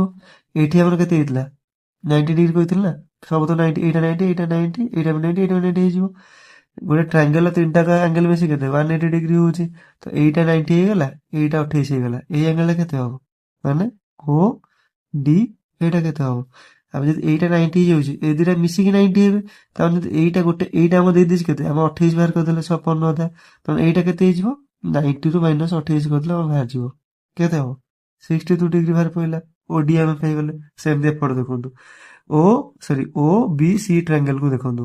ଓ ବି ସି ରେ ଏଇ ଆଙ୍ଗେଲଟା କେତେ 90 ହେଇଯିବ, ମାନେ ସି ଓ ବି ଟା ହେଇଯିବ 90 ଡିଗ୍ରୀ, ସି ଓ ବି ଆଙ୍ଗେଲଟା ହେଇଯିବ 90 ଡିଗ୍ରୀ, କାହିଁକିନା ଚାରିଟା ଇଣ୍ଟରସେକ୍ଟ ଯୋଉ ଦିଟା ଡାଇଗୋନାଲ କରନ୍ତି ସେ ପଏଣ୍ଟ 90 90 ହବ ସେ। ତାପରେ ଆମକୁ ଏଇ ଆଙ୍ଗେଲଟା ଦେଲା, ଟୋଟାଲ ସିଟା ଦେଇଦେଲା କେତେ 74। ମୁଁ କହିଥିଲି ଯୋଉ ଡାଇଗୋନାଲ ଟା ଏ ଆଙ୍ଗେଲ ବାଇସେକ୍ଟର ବେଳେ ଦି ଭାଗ କରିଦବ, ମାନେ ଏଇଟା ଇକ୍ୱାଲି ଏଇଟା ଯେତିକି ହବ ଏଇଟା ସେତିକି ହବ। ତାମାନେ 74 ଟୋଟାଲ ଟା ହଉଛି, ଖାଲି ଓ ସି ବି ଟା କେତେ ହେଇଯିବ 74/2 କେତେ ହେଇଯିବ 37 ଡିଗ୍ରୀ ହେଇଯିବ। ତାପରେ ଆମେ ଜାଣିଲେ ଓ ଓ ବି ସି ଟ୍ରାଙ୍ଗେଲରେ ଏଇଟା 90 ପାଇଗଲେ, ଏଇଟା 37 ପାଇଗଲେ। ତାମାନେ ଏଇଟା ପଚାରିଥିଲା ନା ଓ ବି ସି ପଚାରିଥିଲା ନା, ହଁ ଓ ବି ସି ପଚାରିଥିଲା, ତାହେଲେ ଓ ବି ସି ଆମେ କେମିତି ବାହାର କରିବା ଓ ବି ସି ଆଙ୍ଗେଲଟା। ଏ ଟୋଟାଲ ଏଇଟା 90 ପଳେଇଲା, ଏଇ ଟ୍ରାଙ୍ଗେଲ ତିନିଟା ଆଙ୍ଗେଲ ମିଶି 180 ଡିଗ୍ରୀ ହେବେ। ଯଦି ଏଇଟା 90 ହେଇଗଲା, ଏଇଟା 37 ହେଇଗଲା, ଏଇଟା କେତେ ହେଇଯିବ ଆମେ ଫେରିଦବା ନା, ଏଇ ଦିଟା ମିଶିକି 90 ହେଇଯିବେ। ଏଇଟା 90 ମାନେ ଏଇ ଦିଟା ମିଶିକି 90 ହେଇଯିବେ, ତାପରେ 90 ରୁ ଫେରିଦେଲେ କେତେ 37 ଫେରିଦେଲେ ପାଇଯିବା କେତେ କେତେ ହଉଛି 60, ହଁ 53 ଡିଗ୍ରୀ। ମାନେ ସେ ତାର ପଚାରିଥିଲା କଣ 3 ODA, ମାନେ ଆର 62 ଇଣ୍ଟୁ 3 ପ୍ଲସ୍ ଆର 53 ଇଣ୍ଟୁ 2, ତାକୁ ଆଡ୍ କରିଦିଅନ୍ତୁ। 62 କେତେ 186 ଡିଗ୍ରୀ ପ୍ଲସ୍ 53 ଦୁଣେ 106 ଡିଗ୍ରୀ, ଆଡ୍ କଲେ କେତେ ହଉଛି 292 ଡିଗ୍ରୀ। ବାସ୍ ଏମିତିଆ କୋଶ୍ଚିନ୍ ପକେଇଦବ, ବାସ୍ ଇଜି କୋଶ୍ଚିନ୍ ଅଛି, ମାନେ ଆପଣ ଏତେ କଷ୍ଟିକା ନାହିଁ, ପ୍ରପର୍ଟି ଜାଣିଥିଲେ ଆପଣ ବାସ୍ କରିଦେବେ। ଏଇ କୋଶ୍ଚିନ୍ ଛାଡ଼ିଲେ ଆପଣ ପଛେଇଯିବେ ପିଲାଙ୍କଠୁ। ତ ଏଇଟା ଥିଲା ଜାଣିବା ଜିନିଷ। ନେକ୍ସଟ କୋଶ୍ଚିନ୍, ଫାଷ୍ଟ ପଜ୍ କରି ସଲ୍ଭ କରନ୍ତୁ, ତାପରେ ଆପ୍ରୋଚ୍ ଦେଖି କରିଦେଲେ। ଦେଖନ୍ତୁ ଆମେ ଏଇଠୁ ଦେଖିବା ସର୍ଟସ୍ ଆଣ୍ଡ ଇଣ୍ଡିସେସ୍ ରୁ କୋଶ୍ଚିନ୍ ଆସୁଛି, ମତେ ଭାଇମାନେ କହୁଥିଲେ ମୁଁ ଆଡ୍ କରିଦେଇଛି। ଦେଖନ୍ତୁ ସର୍ଟସ୍ ଆଣ୍ଡ ଇଣ୍ଡିସେସ୍ ଗୋଟେ ଏଇ କନସେପ୍ଟ ମନେ ରଖନ୍ତୁ। ଆମେ ଯଦି ଏର ରୁଟ୍ ଓଭର ନବା, ଆକୁ ଆମେ ଲେଖିପାରିବା କଣ କହିଲେ a ଟୁ ଦି ପାୱାର 1/2। ଯଦି ଏର କ୍ୟୁବ୍ ନବା, ଆକୁ ଆମେ ଲେଖିପାରିବା a ଟୁ ଦି ପାୱାର 1/3। ଯଦି ଏର ଏଠି ଯାହା ରହିବ ଯୋଉ ଏଇଟା ଏଇ ଯୋଉ ଆମେ ରୁଟ୍ ଓଭର ନଉନେ, ଏଠି ଯାହା ରହିବ ଭ୍ୟାଲୁ ଆମେ ତାକୁ ଡାଇରେକ୍ଟ ଟର୍ମ ଏର ପାୱାର ଆକାରରେ ଲେଖିବା, ତାହେଲେ ଏଇଟା ଫ୍ରାକ୍ସନାଲ ଭ୍ୟାଲୁରେ କନଭର୍ଟ ହେଇଯିବ କେତେ a ଟୁ ଦି ପାୱାର 1/4। ଏଇଟା ହେଲା ଗୋଟେ କନସେପ୍ଟ ଥିଲା। ପାୱାର ତ ଆପଣ a ସ୍କୋୟାର ଟା direct a to the power 2 ଲେଖୁଛନ୍ତି, କିନ୍ତୁ ଯଦି ଏମିତି ରୁଟ୍ ଓଭର ପରେ କ୍ୟୁବ୍ 4 ଏମିତି 5 ଦେଇଥିବ, a ଟୁ ଦି ରୁଟ୍ 7 ଦେଇଥିବ, ତାହେଲେ ଆକୁ ଆମର ଯଦି ଡାଇରେକ୍ଟ ଏର ପାୱାର ଆକାରରେ ଲେଖିବେ, ତାହେଲେ ଆମେ ଲେଖିପାରିବା a ଟୁ ଦି ପାୱାର 1/7। ଏଇଟା ଗୋଟେ କନସେପ୍ଟ ଥିଲା। ତାପରେ ଆଉ ଗୋଟେ ଜିନିଷ ମନେ ରଖିବେ, a ର ଟୁ ଦି ପାୱାର -2 ଯାହା, ତାକୁ ଆମେ ଲେଖିପାରିବା କଣ ନା 1/a ର ସ୍କୋୟାର, ଏଇଟା ଆମେ ଲେଖିପାରିବା। ଆଉ ଗୋଟେ ଜିନିଷ କଣ ହେଇପାରିବ, ଦେଖନ୍ତୁ ଯଦି ଆମକୁ a ରେ ଏଇଠୁ ହରଣ ହେଇଛି, ଏଠି ହରା ହେଇଛି ମାନେ a ର ସ୍କୋୟାର ହରଣ a ଟୁ ଦି ପାୱାର -1 ମାନେ -3 ଦେଇଛି, ଏଠି ଦେଇଦେଲା ଆପଣ, ମାନେ ଆଉ ଥରେ ଲେଖିଦଉଛି a ର ସ୍କୋୟାର ମାନେ divide a to the power -3।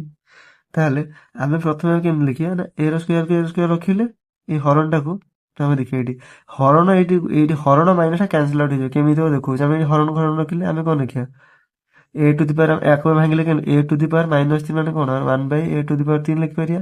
ତାପରେ ହରଣଟା ଗୁଣନ କଲେ ଆମେ କେମିତି ଲେଖିବା a ର ସ୍କୋୟାର, ହରଣଟା ଗୁଣନ କଲେ ଓଲଟି ଯିବ, ମାନେ a ର କ୍ୟୁବ୍ ହେଇଯିବ ନା ନାଇଁ। ତ ସେଇଆ କହିଲେ ଯଦି ହରଣ ପରେ ପାୱାର ନେଗେଟିଭ ଥିବ, ଆପଣ ଇଣ୍ଟୁ କରିକି ଏଇଟା ପ୍ଲସ୍ କରିପାରିବେ। ଏଇଟା ଗୋଟେ କନସେପ୍ଟ ଥିଲା। ଏଇଟା ଆପଣ ଏଇଟା ଥର ହେଇଯାଉଛନ୍ତି, ଆପଣ ବହୁତ ଇଜି ହେଇଯିବ। ଏଇ ଜିନିଷଟା କହିଲେ ଦେଖନ୍ତୁ ଏଠି କେମିତି ଇମ୍ପ୍ଲିମେଣ୍ଟ କରିବେ।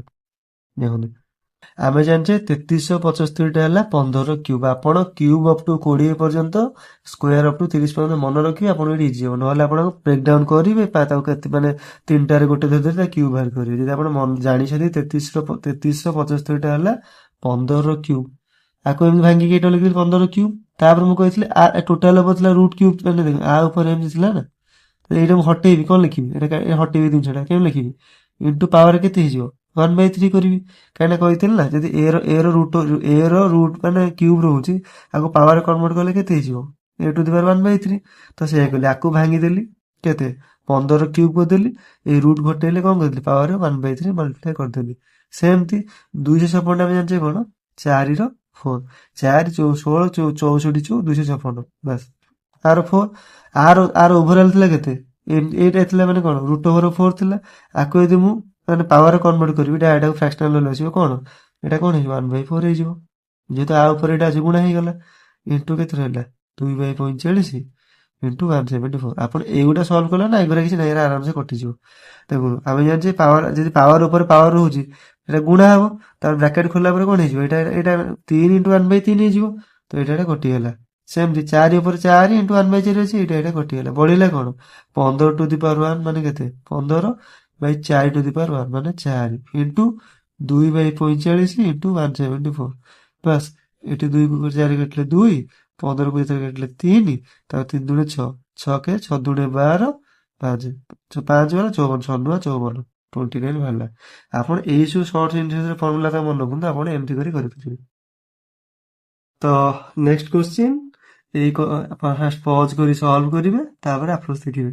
କରିଦେଲେ ଦେଖନ୍ତୁ ଏଇ ଜିନିଷଟା ଏଟା ହେଲା ଗୋଟେ କର୍ଡର ଥିଓରମ୍। ଯୋଉମାନେ ଜାଣିଛନ୍ତି ତ ଭଲ କଥା, ଯୋଉମାନେ ଜାଣିନାହାନ୍ତି ମୁଁ ଏଇଟା ସର୍କଲର ୱାନ୍ ସଟ୍ରେ ମାନେ ମୋ ଚ୍ୟାନେଲର ପ୍ଲେଲିଷ୍ଟର ଆଡଭାନ୍ସ ମ୍ୟାଥକୁ ଯିବେ, ସେଠି ମୁଁ ସର୍କଲ ୱାନ୍ ସଟ୍ ପଢେଇଛି। ସେଥିରେ ସବୁ ଜିନିଷ ମୁଁ ପଢେଇଥିଲି ସର୍କଲର। ଏଇଥିରୁ ଡାଇରେକ୍ଟ କ୍ୱେଶ୍ଚିନ୍ ଉଠିକି ସେଠି ଆସିଛି। ଦେଖନ୍ତୁ ଏଥିରେ ସେ କ'ଣ ଦେଇଛି ନା କର୍ଡ ଥିଓରମ୍ରେ ପଚାରିଦେଲା କ୍ୱେଶ୍ଚିନ୍ଟା। କର୍ଡ ଥିଓରମ୍ କ'ଣ ଦେଖନ୍ତୁ, ଯଦି ଗୋଟେ ଏମିତିଆ ସିନାରିଓ ଆସୁଛି, ଦେଖନ୍ତୁ ଗୋଟେ ସର୍କଲ ରହିଲା। କର୍ଡଟା କ'ଣ ସର୍କଲର ଯେକୌଣସି ଦିଟା ପଏଣ୍ଟକୁ ଆମେ ଯଦି ଗୋଟେ ଷ୍ଟ୍ରେଟ୍ ଲାଇନ୍ ଡ୍ର କରିଦଉଛେ, ସେଇଟା ହେଇଯିବ ସର୍କଲର କର୍ଡ ହେଇଯିବ। ତ ଏଠି କହିଲା ଦିଟା କର୍ଡ ମାନେ ଗୋଟେ MN ଗୋଟେ କର୍ଡ ରହିଲା, ଗୋଟେ XY ଗୋଟେ କର୍ଡ ରହିଲା। ଏଇ ଦି ଜଣ ଇଣ୍ଟରନାଲି ଗୋଟେ ପଏଣ୍ଟରେ P ପଏଣ୍ଟରେ ମାନେ ଇଣ୍ଟରସେକ୍ଟ କରୁଛନ୍ତି। ଏଇ P ପଏଣ୍ଟରେ ଇଣ୍ଟରସେକ୍ଟ କରୁଛନ୍ତି। ଯଦି ଏମିତିଆ ସିନାରିଓ ଫର୍ମେସନ୍ ହଉଛି, ତାହେଲେ ତାଙ୍କର ଫର୍ମୁଲା ଥିଓରମ୍ଟା କ'ଣ ହବ ବା ଫର୍ମୁଲାଟା କ'ଣ ହବ? ଦେଖନ୍ତୁ ଏଇଠୁ ଏଇ ପର୍ଯ୍ୟନ୍ତ ମାନେ MP into PN equal to ହେଇଯିବ XP ଇଣ୍ଟୁ PY। ମାନେ ଏମିତିଆ ସିନାରିଓ ଆସିଲେ ଏଇଠୁ ଏଇ ପର୍ଯ୍ୟନ୍ତର ଡିଷ୍ଟାନ୍ସ ଇଣ୍ଟୁ ଏଇଠୁ ଏଇ ପର୍ଯ୍ୟନ୍ତ ଡିଷ୍ଟାନ୍ସ ଇଜ ଇକ୍ୱାଲ୍ ଟୁ ଏଇଠୁ ଏଇ ପର୍ଯ୍ୟନ୍ତ ଡିଷ୍ଟାନ୍ସ ଇଣ୍ଟୁ ଏଇଠୁ ଏଇ ପର୍ଯ୍ୟନ୍ତ ଡିଷ୍ଟାନ୍ସ। ଏମିତି ଦେଇଥିବ, ଖାଲି ଆମର ନେମ୍ ପୁଟ୍ କରି କରିଦେବେ। ଏଇ କଣ୍ଡିସନରେ କ'ଣ ହବ? ଅପସନ୍ ଦେଖିଦେବା କ'ଣ ଦେଇଛି, କୋଉଠି ଦେଇଛି ଅପସନ୍ ଦେଖିଦେବା। PN ଇଣ୍ଟୁ PY, ଏଇଟା PN into PY, PN into PY ନା ଏଇଟା ହବନି, Y ଏଠି ପଳେଇଲା। ଆମେ ଦେଖିବା PX PY କୋଉଠି ଦେଇଥିବ ସେମିତି, PY PX ଇଣ୍ଟୁ ହେଲା, ତାପରେ PN PM ଇଣ୍ଟୁ ହେଲା, ମାନେ ଅପସନ୍ ସବୁ ମାରିଦେଇକି ପଳେଇବେ। କିଛି ନାହିଁ, ଏମିତି ସିନାରିଓ ଆଇଲେ ଯୋଉ କର୍ଡ ଦିଟା ଇଣ୍ଟରସେକ୍ଟ କରିବେ, ଏଇଠୁ ଏପର୍ଯ୍ୟନ୍ତ ଇଣ୍ଟୁ ଏଇଠୁ ଏପର୍ଯ୍ୟନ୍ତ ଡିଷ୍ଟାନ୍ସ, ତାପରେ ସେମିତି ଏଇଠୁ ଏପର୍ଯ୍ୟନ୍ତ ଡିଷ୍ଟାନ୍ସ ଇଣ୍ଟୁ ଏଇଠୁ ଏପର୍ଯ୍ୟନ୍ତ ଡିଷ୍ଟାନ୍ସ କରିଦେବେ। ସେଟା ସାଟିସ୍ଫାଇ କରିବେ। ବାସ୍ ଏମିତି ବି ଦେଇଦେଇଥିବ, କ୍ୱେଶ୍ଚିନ୍ ଦେଇଦେଇଥିବ, ଭ୍ୟାଲୁ ଦେଇଦେଇଥିବ। ଏଇଟା ଆମେ ଜାଣିଛନ୍ତି, ଏଇଠି ଭ୍ୟାଲୁ ଗୋଟେ ଦେଇଥିବ, ଏଇଠୁ ଏଇ ପର୍ଯ୍ୟନ୍ତ ଦେଇଥିବ 5, ଏଇଠୁ 3, ଏଇଠୁ 8, ଏଇଟା ପଚାରି ଦେଇଥିବ। ସେ କିଛି ବି କରିପାରିବ। ଆପଣ ଥିଓରମ୍ ଯଦି ଜାଣିଛନ୍ତି, ଏ ତ ଡାଇରେକ୍ଟ ଥିଓରମ୍ ପଚାରିଦେଲା, ଆରେ ଭ୍ୟାଲୁ ବି ପୁଟ୍ କରି ପଚାରିଦେଲା। ଆପଣ ଯଦି କନସେପ୍ଟଟା ଜାଣିଛନ୍ତି, ତାହେଲେ ଆପଣ ଆନ୍ସର ବି ପାଇପାରିବେ। ସେଇଟା ଥିଲା concept. Next question, first pause କରି ସଲ୍ଭ କରନ୍ତୁ, ତାପରେ ଆପ୍ରୋଚ୍ ଦେଖିବେ। କରିଦେଲେ ଦେଖନ୍ତୁ क्वेश्चन कौन देला, ए स्टूडेंट्स, एटा भलो क्वेश्चन देछि, माने लैंग्वेज रे खेली छै। एथरे क्वेश्चन वाला किसी लेवल नै, बस लैंग्वेज रे खेली छै।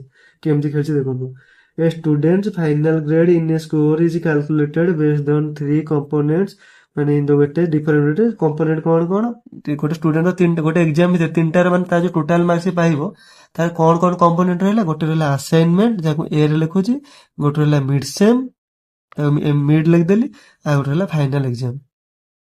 এই তিনটার কম্পোজিশন টোটাল ওভারঅল তার মার্ক হিসাব করা হব। তো আসাইনমেন্ট ওয়েটেজ দেলা 20%, মিড সেম র ওয়েটেজ দেলা কন্ট্রিবিউশন দেলা কেতে 30%, তারপর দেলা ফাইনাল এক্সাম র কন্ট্রিবিউশন দেলা 50%।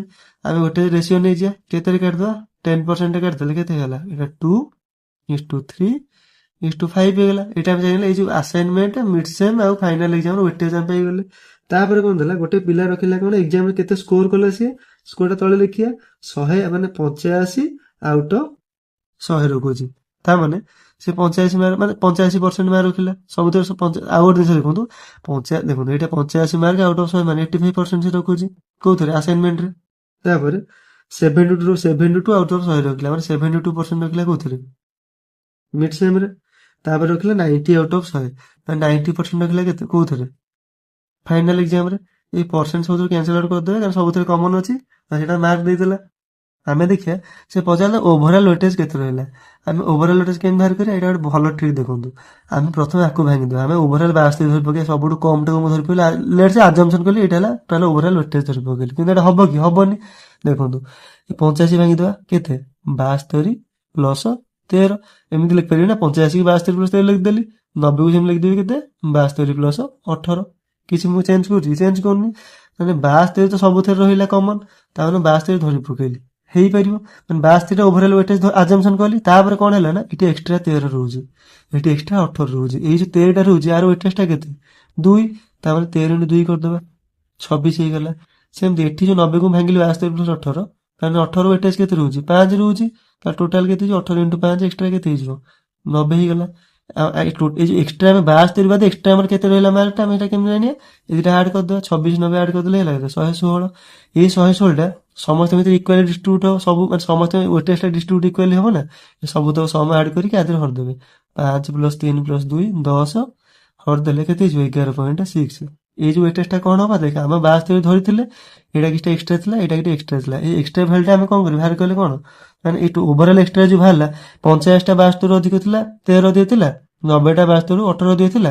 ତ ଏଇ ଯୋଉ ଏକ୍ସଟ୍ରା ପାର୍ଟର ୱେଟେଜ ନେଇକି ଓଭରଅଲ୍ ଆମେ କାଲକୁଲେଟ୍ କଲେ ଏଇ ଜିନିଷଟା ବାହାରିଲା, ଏଇଟା 72 ଆଡ୍ ହେଇଯିବନି, କାରଣ ଏଇ ଦିନଟା ଓଭରଅଲ୍ ତ 72 ହବନି ନା, ସବୁଠୁ ଲୋଏଷ୍ଟଟାକୁ ମୁଁ ଧରି ପକେଇଲି, କାରଣ ଆଭରେଜଟା ଆଠୁ ଅଧିକ ହବ।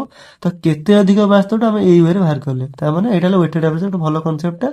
ଆପଣ ଏଇ ୱେରେ ଯଦି କରିପାରୁଛନ୍ତି ଏଇ କ୍ୱେଶ୍ଚିନ୍ ଆପଣ କରିପାରିବେ, ନହେଲେ ଆପଣ ସ୍କିପ୍ କରିଦେବେ, କିଛି ମ୍ୟାଣ୍ଡେଟୋରୀ ନୁହଁ। ଯଦି ବୁଝିପାରୁଛନ୍ତି ତାହେଲେ ଆଉଥରେ ଭିଡ଼ିଓ ଦେଖନ୍ତୁ। 72 ଆମେ ବାହାର କଲେ, ତାର ଓଭରଅଲ୍ ଯୋଉ ଏକ୍ସଟ୍ରା ଜିନିଷକୁ ଆମେ ୱେଟେଜ ବାହାର କରିକି ଓଭରଅଲ୍ ନେଇକି 11.6 ଦେଲେ, ତ ଏଇଟା 72 ଆଡ୍ କରିଦେବା, 11.6 ଆଡ୍ କରିଦେବା, କରିଦେଲେ କେତେ ହେଇଯିବ 83.6 ବାହାରିଯିବ। এইটা ଥିଲା ଏଇ କ୍ୱେଶ୍ଚିନ୍ର ବେଷ୍ଟ ଆପ୍ରୋଚ୍, ଆପଣ ଏଇ ୱେରେ ଜଲ୍ଦି ସଲ୍ଭ କରିପାରିବେ। ତ ନେକ୍ସଟ କ୍ୱେଶ୍ଚିନ୍ ପଜ୍ କରି ସଲ୍ଭ କରିବେ, କରିଦେଲେ। ମୁଁ ଷ୍ଟାଟିଷ୍ଟିକ୍ସର ଆନ୍ସରଟା ସବୁ ପଢେଇଛି, ଏଇଟା ତା ଦେହରୁ ହିଁ ଆସିଛି। ମୁଁ ତ କହିଥିଲି ନା ଷ୍ଟାଟିଷ୍ଟିକ୍ସର ଆନ୍ସରଟା ଆପଣ ସାରୁଛନ୍ତି ମାନେ ତା ବିୟଣ୍ଡ କିଛି କ୍ୱେଶ୍ଚିନ୍ ଫର୍ମେସନ୍ ହବନି।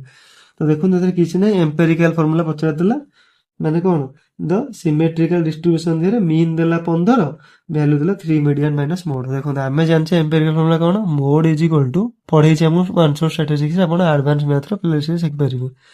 ମୋଡ is equal to 3 median minus 2 mean. ତାପରେ ଦେଖନ୍ତୁ ଏଇଟା ତ ଏପଟକୁ ପଳେଇ ଆସିଲା, ସିଏ କଣ କଲା 2 ମିନ୍ କୁ ଏପଟକୁ ନେଇ ଆଇଲା, ତାପରେ 3 ମିଡିଆନ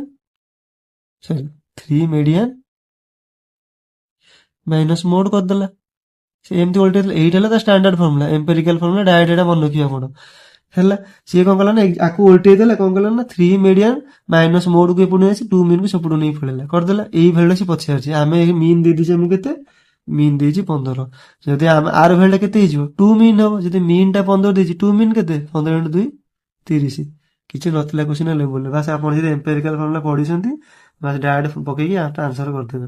ଆପଣ ଷ୍ଟାଟିଷ୍ଟିକ୍ସର ଆନ୍ସର ଯାଇକି ପ୍ଲେଲିଷ୍ଟରେ ଆଡଭାନ୍ସ ମ୍ୟାଥରେ ଦେଖିପାରିବେ। ତ ନେକ୍ସଟ କ୍ୱେଶ୍ଚିନ୍ ଫାଷ୍ଟ ପଜ୍ କରି ସଲ୍ଭ କରନ୍ତୁ, ତାପରେ ଆପ୍ରୋଚ୍ ଦେଖିବେ।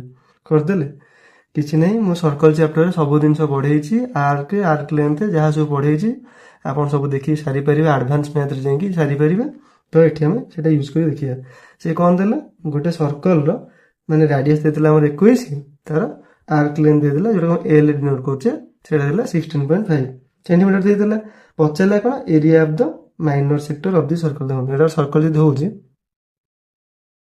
ଏଇଟା ସେଣ୍ଟର ଥିବ, এইଠୁ ଏ ପର୍ଯ୍ୟନ୍ତ ଆର୍କ ହେଇଗଲା, ମାନେ ଏଇଟା ପି କ୍ୟୁ ଗୋଟେ ଆର୍କ ଧରି ପକେଇଲେ, ତ ଏଇ ଲେନ୍ଥଟା ସେ ଦେଇଦେଲା 16.5। ସେ ପଚାରିଲା ଏଇ ଯୋଉ ମାଇନର ସେକ୍ଟରଟା ହେଲା ତା ଏରିଆଟା ପଚାରିଲା, ଏଇଟା ହେଲା କ'ଣ ଏପଟ ପାର୍ଟ ହେଲା ମେଜର ସେକ୍ଟର ହେଇଯିବ, ସେ ମାଇନର ସେକ୍ଟର ଏରିଆ ପଚାରିଲା। କିଛି ନାହିଁ, ଆପଣ ଦେଖନ୍ତୁ ଆମେ ଜାଣିଛେ ସର୍କଲର ପେରିମିଟର ଫର୍ମୁଲା 2πr, ଏଇ 2πr ପେରିମିଟର ଏରିଆଟା କେତେ ବାହାରୁଛି ସର୍କଲର πr ସ୍କୋୟାର। ଭଲସେ ବୁଝନ୍ତୁ, ଆମର ସର୍କଲ ପେରିମିଟର, ଏଇ ପେରିମିଟର ହିଁ ତ ଆମେ ଏରିଆ ଟୋଟାଲ ଯଦି ପେରିମିଟର ଧରିଲେ 2πr, ଟୋଟାଲ ଏରିଆଟା କେତେ ହଉଛି πr ସ୍କୋୟାର।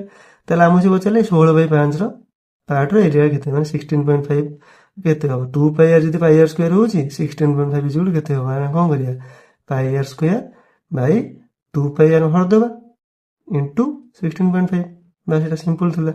ଆର୍କୁ ଏଥିରେ ଆର୍ ସ୍କୋୟାର ଆର୍ ଗୋଟେ କଟିଗଲା, ପାଇ କଟିଗଲା, ଆର୍ ଭ୍ୟାଲୁ କେତେ ଦେଇଥିଲା 21/2 ଇଣ୍ଟୁ 16.5।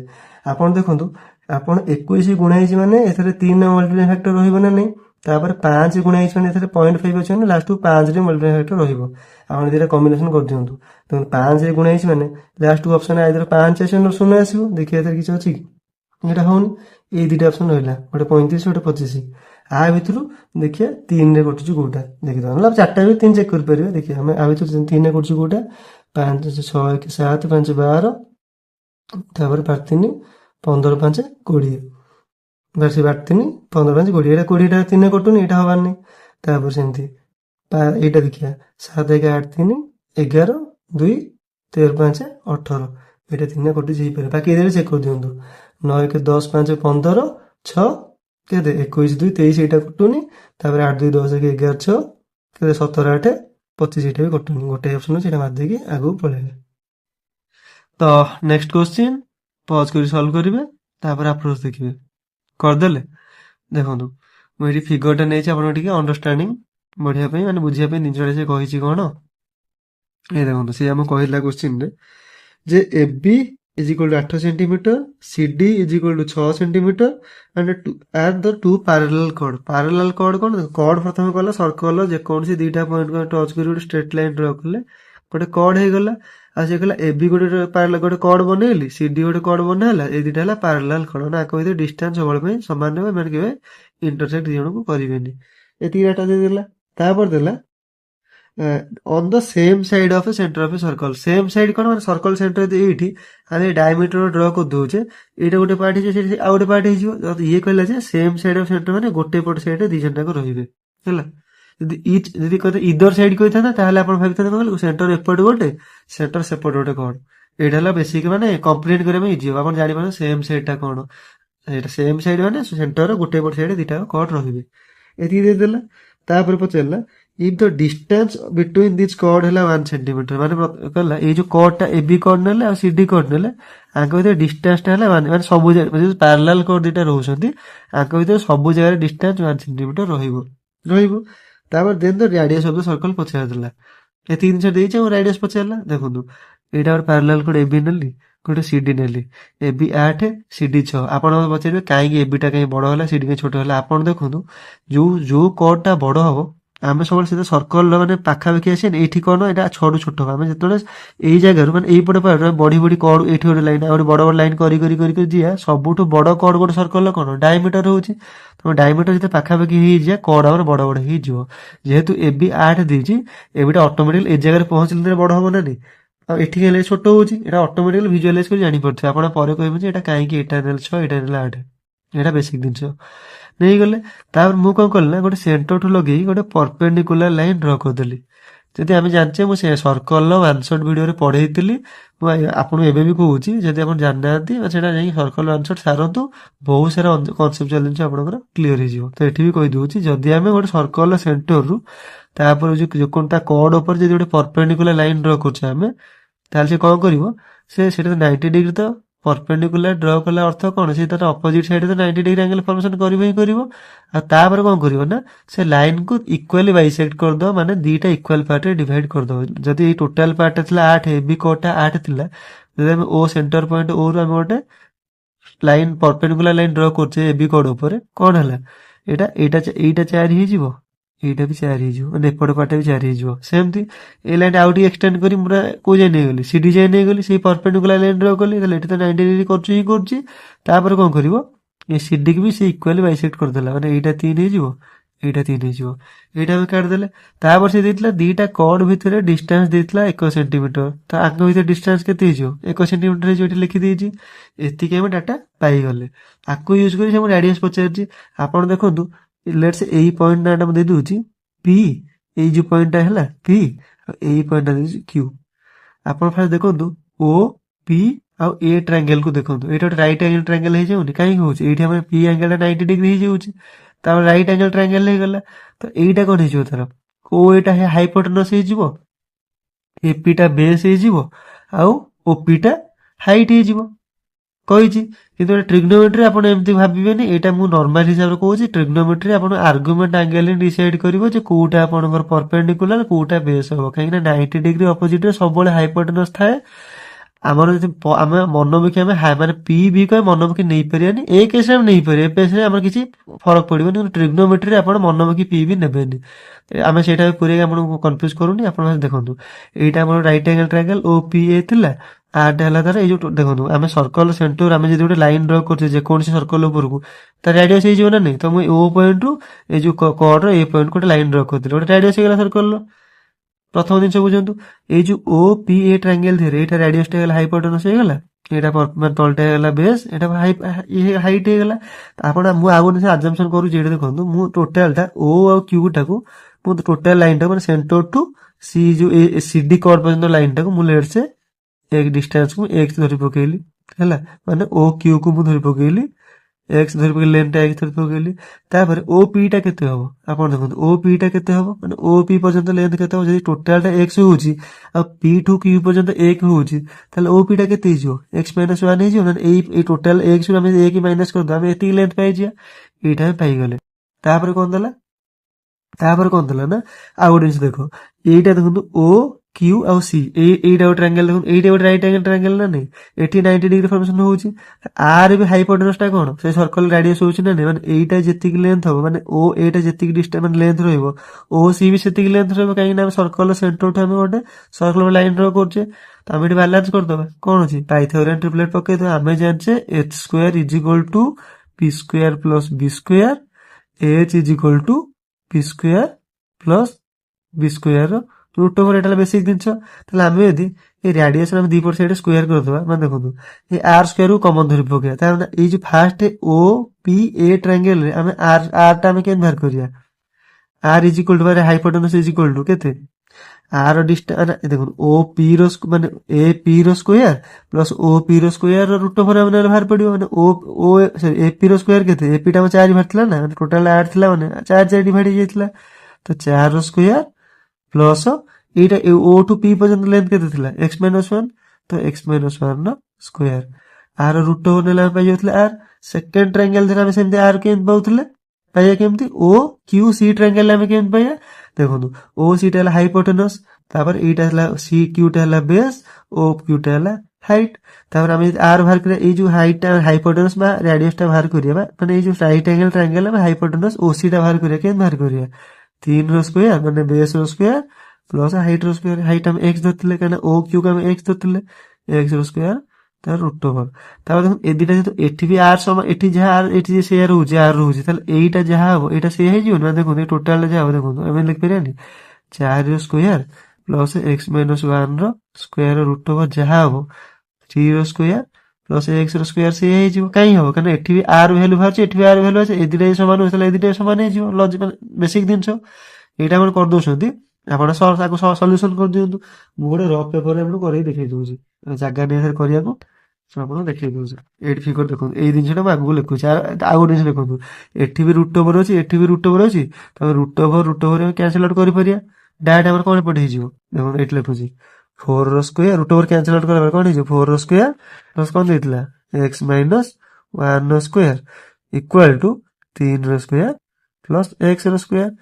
कले हम भाई जे एट वैल्यू भाई जे देखो सॉल्व कर दवा 4 स्क्वायर केते 16 प्लस x - 1 स्क्वायर केते हम जति a - b होल स्क्वायर केते a स्क्वायर प्लस 1 स्क्वायर केते 1 b square a square plus b square minus 2ab 2 x 1 केते जे माइनस 2x हे जिवो equal to 3 square 9 plus x square किछि नै आपण डरंतनी भलो क्वेश्चन टा अछि आपण आकु यदि करूछन्ते आपण पिला काटी आगु जिवे आकु छाडिले आपण जिकेट तो उठै परिन मार्क के मैथ रे एमते क्वेश्चन करले आपण 20 आउट 20 रखिया पाखा भी पहुंच जिवे देखो तापर कोन हला ना सब गोटे साइड नंबर गोटे साइड x नै आसी देखो 16 अछि एपुटु 9 अछि एपुटु 16 पुटु 9 नेले केते 16 माइनस 9 हे गेला प्लस 1 एठी अछि 1 स्क्वायर 1 हे गेला सेपुटु देखिए एपुट साइड कोन थिला x स्क्वायर थिला x स्क्वायर को सेपुटु नेले केते माइनस x स्क्वायर हे जिवो माइनस 2x सेपुटु नेले प्लस 2x हे जिवो एठी x स्क्वायर कटि गेला एठी अछि 16 माइनस 9 प्लस 1 केते 16 9 गेला 7 हे के 8 हे गेला इक्वल टू 2x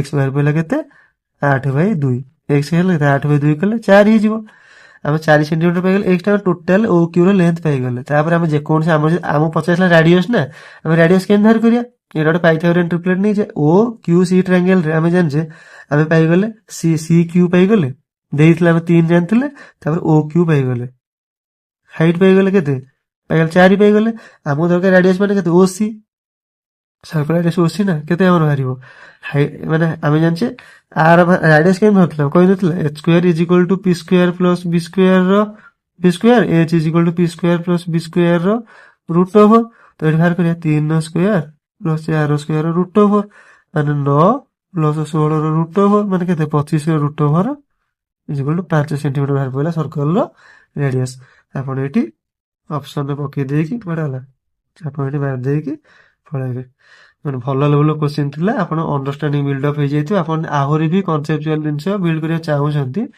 साला आपण चैनल रो प्लेलिस्ट रे एडवांस मैथ को जिबे ସେଠି ମୁଁ କମ୍ପ୍ଲିଟ୍ ସର୍କଲ୍ ଆନ୍ସରଟା ସବୁ ଜିନିଷ ପଢ଼େଇଛି, ଆପଣଙ୍କର ବହୁତ ଜିନିଷ କ୍ଲାରିଟି ପଳେଇ ଆସିବ। ତ ଏଇଟା ଥିଲା ଡିଟେଲ୍ ସଲ୍ୟୁସନ୍। ତ ନେକ୍ସଟ କ୍ୱେଶ୍ଚିନ୍ ଫାଷ୍ଟ ପଜ୍ କରି ସଲ୍ଭ କରନ୍ତୁ, ତାପରେ ଆପ୍ରୋଚଟା ଦେଖିବେ। କରିଦେଲେ? କ'ଣ ଦେଲା? At the given rate of simple interest the ratio of the principal to amount for the certain period of time ଦେଲା 4:5। ଆପଣ ଏଇଠୁ ବୁଝନ୍ତୁ ସିମ୍ପଲ୍ ଇଣ୍ଟରେଷ୍ଟ ଆମର କ'ଣ କନସେପ୍ଟ, ଏଇଟା ପ୍ରଥମ କଥା ସିମ୍ପଲ୍ ଇଣ୍ଟରେଷ୍ଟ ସେ ଲଗେଇଲା ପଇସାଟା ସର୍ଟନ୍ ପିରିୟଡ଼ ଅଫ୍ ଟାଇମ୍ ପାଇଁ, ଟାଇମ୍ ଆମକୁ ଦେଇନି କେତେ ବର୍ଷ ପାଇଁ ଲଗେଇଛି, କିନ୍ତୁ ଦେଲା ପ୍ରିନ୍ସିପାଲ ଆଉ ଆମାଉଣ୍ଟର ରେସିଓ ଦେଲା 4:5। ତ ମାନେ ଆମେ ଯଦି 4ଟା ହେଲା ପ୍ରିନ୍ସିପାଲ 5ଟା ହେଲା ଆମାଉଣ୍ଟ, ଆମାଉଣ୍ଟଟା କ'ଣ କି principal plus interest is equal two amount. ଯଦି ପ୍ରିନ୍ସିପାଲଟା 4 ହଉଛି ଆମାଉଣ୍ଟ 5 ହେଇଯାଉଛି, ତାହେଲେ ଇଣ୍ଟରେଷ୍ଟଟା କେତେ ହେଇଯିବ? ଇଣ୍ଟରେଷ୍ଟ ହେଲା କେତେ? ଆମର 5 - 4 କରିଦେଲେ 1 ପାର୍ଟ ହେଲା ଆମର ଇଣ୍ଟରେଷ୍ଟ ପାଇଗଲା। 1 ପାର୍ଟ ହେଲା ଇଣ୍ଟରେଷ୍ଟ ନା, ଇଣ୍ଟରେଷ୍ଟ ପରସେଣ୍ଟେଜ ଆମେ କେମିତି କ୍ୟାଲକୁଲେଟ କରିବା? ଆମେ ଜାଣିଛେ ଇଣ୍ଟରେଷ୍ଟ ମାନେ ଭ୍ୟାଲୁ ବାଇ ପ୍ରିନ୍ସିପାଲ, ମାନେ 4 କରିକି ଇଣ୍ଟୁ 100 କରିଦେଲେ ଆମେ ପାଇଗଲେ 25% ତାର ଇଣ୍ଟରେଷ୍ଟ ରେଟ୍। ଇଣ୍ଟରେଷ୍ଟ ପାଇଲେ ଆମେ, ଇଣ୍ଟରେଷ୍ଟ ରେଟ୍ ନୁହଁ। ଇଣ୍ଟରେଷ୍ଟ ରେଟ୍ ମାନେ କ'ଣ କହିଲେ, ଆମେ ସେ ପର ଆନମ୍ କ୍ୟାଲକୁଲେଟ ମାନେ ବର୍ଷକୁ କେତେ, ସେଇଟା ହେଲା ଇଣ୍ଟରେଷ୍ଟ ରେଟ୍, ଏଇଟା ହେଲା ଇଣ୍ଟରେଷ୍ଟ ବାଲା। କାହିଁକିନା ଆମେ ଜାଣିନେ ସେ କେତେ ବର୍ଷ ପାଇଁ ଇଣ୍ଟରେଷ୍ଟଟା ପାଇଛି। ଏବେ ଏଇଟା 2 ବର୍ଷରେ ହେଇଥାଇପାରେ, ଏବେ ଏଇଟା 3 ବର୍ଷରେ ହେଇଥାଇପାରେ, ଏଇଟା N number of time year ଏଇଟା ହେଇଥାଇପାରେ ନା। ତ ଏଇଟା ଆମେ ଜାଣିନେ, ଆମେ ବାହାର କଲେ ଟୋଟାଲ 25% ଇଣ୍ଟରେଷ୍ଟ ପାଇଛି, ମାନେ ସର୍ଟନ୍ ପିରିୟଡ଼ ଟାଇମରେ ସେ ପାଇଛି 25% ଇଣ୍ଟରେଷ୍ଟ ପାଇଛି। ତାପରେ ଆମେ କ'ଣ କଣ୍ଡିସନ ଦେଲା, ଆଫ୍ଟର 3 ବର୍ଷ ମାନେ ଏଇ ପଏଣ୍ଟରୁ 25% ପାଇଯାଇଛି, ତାର 3 ବର୍ଷ ପରେ ସେ କେତେ ପାଇଲା, ମାନେ ତାର ପ୍ରିନ୍ସିପାଲ ଇସ୍ ଟୁ ଆମାଉଣ୍ଟ ରେସିଓ କ'ଣ ଦେଇଦେଲା 5:7। ଆମେ ଜାଣିଛେ ସିମ୍ପଲ ଇଣ୍ଟରେଷ୍ଟରେ ସବୁବେଳେ ପ୍ରିନ୍ସିପାଲ ସବୁବେଳେ ସମାନ ଥାଏ। ଆମେ ପ୍ରତିବର୍ଷ ଇଚ୍ ସମାନରେ, ଯଦି ଇଣ୍ଟରେଷ୍ଟ ରେଟ୍ ଫିକ୍ସ ଥାଏ ତାହେଲେ ପ୍ରତିବର୍ଷ ଆମେ ସମାନ ଇଣ୍ଟରେଷ୍ଟ ପାଇବା। ଏଇଟା ହେଲା ସିମ୍ପଲ ଇଣ୍ଟରେଷ୍ଟ ବେସିକ୍ କନସେପ୍ଟ। ଯଦି ପ୍ରିନ୍ସିପାଲ କେବେ ବି ଚେଞ୍ଜ ହେବନି, କାହିଁକିନା କମ୍ପାଉଣ୍ଡ ଇଣ୍ଟରେଷ୍ଟରେ କ'ଣ ହୁଏ ନା, ପ୍ରିନ୍ସିପାଲ ଫାର୍ଷ୍ଟ ଇୟର ପ୍ରିନ୍ସିପାଲ ଏତିକି ଥିଲା, ତାପରେ ତା ସୁଧ ପାଇଗଲେ, ସୁଧ ଆଡ ହେଇଗଲା, ପୁଣି ତାପରେ ବର୍ଷ ସୁଧର ସୁଧ, ଏମିତି ହିଁ ଚାଲିଥାଏ। କିନ୍ତୁ ସିମ୍ପଲ ଇଣ୍ଟରେଷ୍ଟ ସେମିତି ନଥାଏ, ପ୍ରିନ୍ସିପାଲଟା ସବୁବେଳେ ପାଇଁ ଷ୍ଟେବୁଲ ଥିବ, ଇଣ୍ଟରେଷ୍ଟଟା ଫିକ୍ସ ରେଟ୍ ଅଫ ଇଣ୍ଟରେଷ୍ଟରେ ପ୍ରତିବର୍ଷ ଆମକୁ ଇକ୍ୱାଲ ମାନେ ଇଣ୍ଟରେଷ୍ଟ ମିଳି ଚାଲିଥିବ। ଏଇଟା ଆମର ବେସିକ୍ କନସେପ୍ଟ ବୁଝିଗଲେ। ତ ସେ ଗଲେ 3 ବର୍ଷ ପରେ କ'ଣ ହେଇଯାଉଛି ନା, ପୁଣି ରେସିଓ ଚେଞ୍ଜ ହେଇଯାଉଛି। କ'ଣ ହେଇଯାଉଛି ଯେ 5:7 ହଉଛି, ମାନେ ଏଇଟା ଯଦି ପ୍ରିନ୍ସିପାଲ ହଉଛି, ଏଇଟା ହଉଛି କ'ଣ ତାର ଆମାଉଣ୍ଟ ହେଇଯାଉଛି। ତାମାନେ ଇଣ୍ଟରେଷ୍ଟ ତାର କେତେ ଥିବ, 2 ପାର୍ଟ ଇଣ୍ଟରେଷ୍ଟ ପାଇଥିବ, କାହିଁକିନା ଏଇଟା ପ୍ରିନ୍ସିପାଲ 5 ଥିଲା, ଏଇଟା 7 ହେଇଗଲା ନା, 2 ପାର୍ଟ ଇଣ୍ଟରେଷ୍ଟ ପାଇଲା। ଆମେ ଇଣ୍ଟରେଷ୍ଟ ପରସେଣ୍ଟେଜ କ୍ୟାଲକୁଲେଟ କରିବା, କେମିତି କରିବା? ଏଇଟା ହେଲା ଇଣ୍ଟରେଷ୍ଟ ବାଇ ପ୍ରିନ୍ସିପାଲ ଇଣ୍ଟୁ 100, କେତେ 20 × 2 40%। ଏଇଠି ଆପଣ ଗୋଟେ ଜିନିଷ ଦେଖନ୍ତୁ, ସପୋଜ 0 ପଏଣ୍ଟ ଥିଲା, ଏଇ ପଏଣ୍ଟରୁ ଏଇ ଯାଏଁ ଆସିଗଲା 25% ସେ ପାଇଛି। ତାପରେ ଏଇ ପଏଣ୍ଟରୁ 3 ବର୍ଷ ପରେ ତାର ହେଇଯାଉଛି କେତେ 40% ହେଇଯାଉଛି। ତା ମାନେ ଏଇ 3 ବର୍ଷ ଗ୍ୟାପ୍ ଭିତରେ ସେ କେତେ କମେଇଛି, 25%ରୁ 40% ତାର ହେଇଯାଇଛି। ତା ମାନେ ଟୋଟାଲ ସେ କେତେ କମେଇଛି 3 ବର୍ଷରେ 15% କମେଇଛି। ତାମାନେ ଆମେ ଏଇଠୁ ଆମେ କାଲକୁଲେଟ କରିପାରିବା ଇଣ୍ଟରେଷ୍ଟ ରେଟ୍। କାହିଁକିନା ଆମେ ଜାଣିଲେ 3 ବର୍ଷରେ ସିଏ ଯଦି 15% କମଉଛି, ବର୍ଷକୁ କେତେ କମେଇବ 5%। କାହିଁକିନା ଇଣ୍ଟରେଷ୍ଟ ରେଟ୍ ତ ପ୍ରତିବର୍ଷ ସେମ୍ ହିଁ ରହିବ ନା, ମାନେ ଏ ବର୍ଷ 5, ଆର ବର୍ଷ 5, ସବୁ ବର୍ଷ 5 ପାଇ ଚାଲିଥିବ।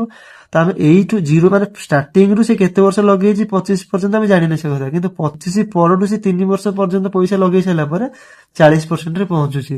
ତାମାନେ ଏଇଠୁ ସେ 15% ଏକ୍ସଟ୍ରା ଇଣ୍ଟରେଷ୍ଟ ପାଇଲା, ସେଇଟା କେତେ ବର୍ଷରେ ପାଇଲା 3 ବର୍ଷରେ ପାଇଲା। ତାମାନେ ବର୍ଷକୁ ତାର କେତେ ଇଣ୍ଟରେଷ୍ଟ ହେଇଥିବ, ଯେ 5% ଇଣ୍ଟରେଷ୍ଟ ହେଇଥିବ। ଏଇଟା ଥିଲା କନସେପଚୁଆଲ ଜିନିଷ, ଟିକେ ଭଲ କ୍ୱେଶ୍ଚିନ୍ ଥିଲା, ଥଣ୍ଡା ମୁଣ୍ଡରେ ଭାବିବେ। ଏଠି କାହିଁକି ଏମିତି ଦେଖିଲେ, ଆମେ ଏଠି ଏଇ 5 ଯାହା, ଏଠି 4 ଯାହା, ଏଇ 5ଟା ସେଇଆ, କାହିଁକିନା ପ୍ରିନ୍ସିପାଲ ସବୁବେଳେ ସମାନ ଥିବ। ପ୍ରିନ୍ସିପାଲ କେବେ ବି ସିମ୍ପଲ ଇଣ୍ଟରେଷ୍ଟରେ ଚେଞ୍ଜ ହୁଏନି, ଇଣ୍ଟରେଷ୍ଟ ରେଟ୍ ଫିକ୍ସ ଥାଏ। ଏଇଟା ହେଲା ଜିନିଷ, ଜାଣିବା ଜିନିଷ। ତ ନେକ୍ସଟ କ୍ୱେଶ୍ଚିନ୍ ଫାଷ୍ଟ ପଜ୍ କରି ସଲ୍ଭ କରିବେ, ତାପରେ ଆପ୍ରୋଚ ଦେଖିବେ। କରିଦେଲେ? ଦେଖନ୍ତୁ ସେ କ'ଣ ଦେଲା, ତ number of distinct prime factor of ଏତିକି କେତେ 18,557। ଆ ପୂର୍ବରୁ ଆମେ ବୁଝିବା ଡିଷ୍ଟିଙ୍କ୍ଟ ପ୍ରାଇମ୍ ଫ୍ୟାକ୍ଟରଟା କ'ଣ। ମାନେ ମୁଁ ଏକ୍ଜାମ୍ପଲ ଦେବି, ଏଇଟା ବଡ଼ ନମ୍ବର ଦେଇଛି, ମୁଁ ଆପଣଙ୍କୁ ଏକ୍ଜାମ୍ପଲ ଦେଇକି କହିଦେଉଛି। ଏକ୍ଜାମ୍ପଲ ଦେଲେ ବୁଝିବା, ମାନେ ଲେଖା 60 ଗୋଟେ ନମ୍ବର ଧରି ପକଉ, ଛୋଟିଆ ନମ୍ବରଟା, ଆକୁ କ'ଣ ପ୍ରାଇମ୍ ଫ୍ୟାକ୍ଟରାଇଜ କରନ୍ତୁ, କ'ଣ ହବ 2 × 2 × 3 × 5, କେତେ 2 × 2 = 4, 3 ବାର 5 60। ସବୁ ତ ପ୍ରାଇମ୍ ନମ୍ବର ନେଇକି ଗୁଣିଲି ନା, ତ ଏଇଟା 4ଟା କଥା ଫ୍ୟାକ୍ଟର ବାହାରି ପଡ଼ିଲା, 60ର 4ଟା ଫ୍ୟାକ୍ଟର ବାହାରି ପଡ଼ିଲା, ପ୍ରାଇମ୍ ଫ୍ୟାକ୍ଟର ବାହାରି ପଡ଼ିଲା। କିନ୍ତୁ ଡିଷ୍ଟିଙ୍କ୍ଟ ଫ୍ୟାକ୍ଟର କ'ଣ ବାହାରିବ, ଆମେ ଏଥର ଦେଖି ୟୁନିକ୍ ନମ୍ବର କ'ଣ କ'ଣ ରହିଲା। 2 2 ଥର ରିପିଟ୍ ହେଇଛି, ଆମେ ତାକୁ ଗଣିବା, ଆମେ ଗଣିବା ଗୋଟେ ଥର 2 ଗୋଟେ ଥର ଗଣିବା, ମାନେ କେତେଟା ୟୁନିକ୍ ନମ୍ବର ରହୁଛି।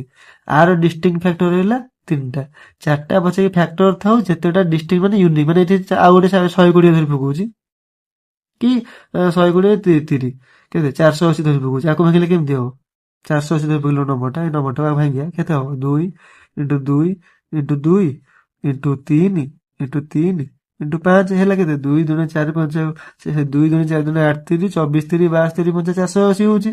ତ ଆପଣ ସରି 480 ନା 360 ଏଇଟା 360 ଏଇଟା ସରି 360 ତାକୁ ଭାଙ୍ଗି ଏମିତି କରିଦେଲେ ତାର ଫ୍ୟାକ୍ଟର ହେଇଗଲେ ଏତକ ଡିଷ୍ଟିଙ୍ଗ ଫ୍ୟାକ୍ଟର ପଚାରିଲେ ଆପଣ କେମିତି କରିଥାନ୍ତେ ଏଠି 3ଟା 2 ଅଛି ଏଠି 2ଟା 3 ଏଠି 5 ଆପଣ ଦେଖିବେ ମାନେ ୟୁନିକ୍ ନମ୍ବର କେତେ ଅଛି ଗୋଟେ 2 ଅଛି ଗୋଟେ 3 ଅଛି ଆଉ ଗୋଟେ 5 ଅଛି ଏଇଟା ହେଲା ଆର କେତେଟା ଡିଷ୍ଟିଙ୍ଗ ଫ୍ୟାକ୍ଟର ହେଲା ଆର ଏଇ ନମ୍ବର 360 ର 3ଟା ହିଁ ଡିଷ୍ଟିଙ୍ଗ ଫ୍ୟାକ୍ଟର ରହିଲା ଏଇଟା ଥିଲା କନସେପ୍ଟ। ଆପଣ ଯଦି ଏଇଟା ବୁଝିଗଲେ ଆକୁ ଖାଲି ଭାଙ୍ଗିବେ ଦେଖିବେ କେତେଟା ୟୁନିକ୍ ନମ୍ବର ରହୁଛି ତାକୁ ଫ୍ୟାକ୍ଟରାଇଜ କରିକି ଜାଣିପାରିବେ।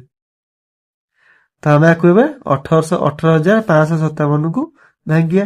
ଆପଣ ନମ୍ବର ଦେଇ ଡରି ଯାଉଥିବେ ଦେଖନ୍ତୁ ମତେ ଏଠି ଦେଖାଉଛି ଗୋଟେ ଜିନିଷ ଦେଖନ୍ତୁ 5 1 6 ପ୍ରଥମ ହଳ 11 କାଟେ ମତେ 11ଟା ପ୍ରାୟ ନମ୍ବର 11 TCS କ୍ୱେଶ୍ଚିନ୍ ମାନେ 11ଟା ହଉଛି ଆଗ ଜଗିଥିବେ 11 ମଲ୍ଟିପ୍ଲାଇ ଫ୍ୟାକ୍ଟର ଦେଇଥାଏ ତ ଆପଣ 11 ପ୍ରାୟ ଟ୍ରାଏ କରିଦେବେ ଦେଖନ୍ତୁ 5 1 6 7 6 13 ମାନେ ଗୋଟେ ଛାଡି ଗୋଟେ ନେଲା 1 ପ୍ଲସ୍ 5 ପ୍ଲସ୍ 7 ନେଇଗଲି 8 5 13 ଆଗ ଡିଫରେନ୍ସ କେତେ ରହୁଛି 13 ତାପରେ ଏଇଟା 11 କଟିବ ଜାଣିଦେଲେ ସାଟିସ୍ଫାଇ ହେଇଗଲା 11 ସାଟିସ୍ଫାଇ 11 ମଲ୍ଟିପ୍ଲାଇଂ ରୁଲରେ ସାଟିସ୍ଫାଇ ହେଇଗଲା କାଟି 11 ମାନେ 11 କି 11 7 ଗଲା 75 11 50 11 66 66 75 75 66 ଗଲେ 9 95 11 8 88 88 95 7 77 11 7 77 ତାପରେ ଏଇଟା କୋଉଥିରେ କଟିବ 7 ରେ କାଟିପାରିବା 7 ରେ କାଟିଲେ 7 ଦୁଣେ 14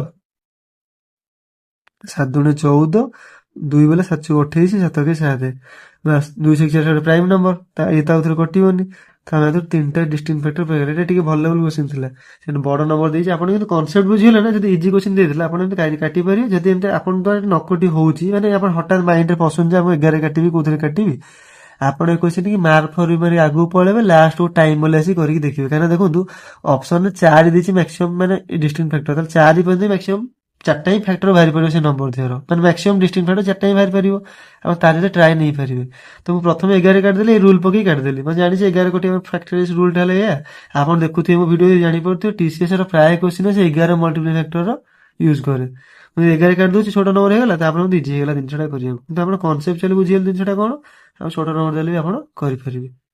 ତ ନେକ୍ସଟ କ୍ୱେଶ୍ଚିନ୍ ଫାଷ୍ଟ ପଜ୍ କରି ସଲ୍ଭ କରନ୍ତୁ ତାପରେ ଆପ୍ରୋଚଟା ଦେଖନ୍ତୁ କରିଦେଲେ ଦେଖନ୍ତୁ ଭଲ କ୍ୱେଶ୍ଚିନ୍ ଦେଇଛି ଗୋଟେ ମାନେ ବହୁତ କମ୍ ପିଲା ଏଇଟା କରିପାରିଥିବେ ଦେଖିଲି 20% ପିଲା ଠିକ୍ କରିଥିଲେ ଫରେଷ୍ଟ କ୍ୟାଟେଗୋରୀଟା ତ ଦେଖନ୍ତୁ ଏତେ କ'ଣ ଦେଇଛି there are 4 prime number taken in ascending order ଲେଖା ହେଲା ମାନେ ସାନରୁ ବଡ଼ କ୍ରମରେ ଲେଖା ହେଲା ତାପରେ product of the first 3 prime number ଦେଲା 22 ମାନେ 2233 ତା ମାନେ 2233ଟା କ'ଣ କି 2233ଟା ହେଲା 3ଟା ପ୍ରାଇମ୍ ନମ୍ବର ମାନେ ଫାଷ୍ଟ 3ଟା ମାନେ ଆସେଣ୍ଡିଂ ସଜେଇଲେ ମାନେ ଯଦି ଗୋଟେ ହେଇଥିବ ଫାଷ୍ଟଟା ଛୋଟ ଥିବ ତାଠୁ ଜଷ୍ଟ ନେକ୍ସଟ ବଡ଼ଟା ତାପରେ ନେକ୍ସଟ ବଡ଼ ପ୍ରାଇମ୍ ନମ୍ବର ଏଇ 3ଟାକୁ ଗୁଣା ହେଇକି 2233 ହେଇଛି ଆକୁ ଆମେ ଫ୍ୟାକ୍ଟରାଇଜ କରିଦେବା ମୋତେ ଦେଖାଯାଉଛି ଏଇଟା 11 କଟିବ କାହିଁକି କହିଲେ 3 2 5 3 2 5 ତାଙ୍କ ଡିଫରେନ୍ସଟା କେତେ ହେଉଛି 0 11 କଟିବ ନହେଲେ ଆପଣ ଦେଖିଲେ ଜଣାପଡ଼ୁଛି 11 କଟିବ ବୋଲି 11 କେତେ 11 ଦୁଣେ 22 0 11 33 ଏଇଟା କୋଉଥିରେ କଟିବ ଟ୍ରାଏ କରିବା 7ରେ କଟିବ 7 ଦୁଣେ 14 6 63 7 9 63 ଆମେ ପାଇଗଲେ 3ଟା ନମ୍ବର ଏଠି ପାଇଗଲେ 11 × 7 × 29 କଲେ ଏଇ ନମ୍ବରଟା ହେଇଯାଉଛି ଆମ ଆସେଣ୍ଡିଂ ଅର୍ଡର ସଜେଇଲେ କ'ଣ ହେଇଯିବ 7 ତାପରେ ଆସିବ 11 ତାପରେ ଆସିବ 29 ତାପରେ ଆମକୁ କ'ଣ କହିଲା ସେ 4ଟା ନମ୍ବର ଦେଇଥିଲା 3ଟା ପାଇଗଲେ ତାପରେ ସେ କହିଲା ଯେ ଲାଷ୍ଟ 2ଟା ନମ୍ବର ସମ୍ ହେଉଛି 76 ମାନେ ଏଇ 29 ଆଉ ଯୋଉ ନେକ୍ସଟ ଆସିବ ତାର ସମ୍ ହେଇକି 77 ହେଇଯିବ ତାହେଲେ ଫୋର୍ଥ ନମ୍ବରଟା କେତେ ହବ ଆମେ ଯଦି 76 ରୁ 29 ମାଇନସ୍ କରିଦେବା ପାଇଯିବା ଫୋର୍ଥ ନମ୍ବରଟା କେତେ ହେଇଯିବ 47 ପାଇଗଲେ ତାପରେ ସେ ଆମକୁ ଦେଲା ଏଇ 47ଟା ଯୋଉ କହିନଥିଲା ଫୋର୍ଥ ନମ୍ବରଟା କୋ ପ୍ରାଇମ୍ କାହା ସହିତ ହେଇପାରିବ ଆମେ କୋ ପ୍ରାଇମ୍ର କନସେପ୍ଟ କ'ଣ କୋ ପ୍ରାଇମ୍ କ'ଣ ଯଦି 2ଟା ନମ୍ବର କୋ ପ୍ରାଇମ୍ ହଉଛନ୍ତି ତାଙ୍କ ଭିତରେ HCF ସବୁବେଳେ 1 ଆସିବ ମାନେ ଗସାକୁ ସବୁବେଳେ 1 ଆସିବ ମାନେ ସେ ନମ୍ବର ଆଉ କୋଉଥିରେ କଟିବେନି ମାନେକର ମୁଁ କହୁଛି 5 ଆଉ 8 ସେଇଟା ହେଲେ କୋ ପ୍ରାଇମ୍ ହେଇଗଲେ ଆଙ୍କ ଭିତରେ କିଛି କମନ ଅଛି କି କେବଳ 1 ଅଛି 1 ଦେଲେ 5 ଆ ଭିତରେ କିଛି କମନ ଅଛି କି ବାସ୍ ଏ ଦୁଇଟା କୋ ପ୍ରାଇମ୍ ହେଇଯିବ ସେମିତି 47 ଆଉ କୋଉ ଅପସନ୍ ଭିତରୁ କୋଉ ନମ୍ବରଟା ଅଛି ଯୋଉଟା କି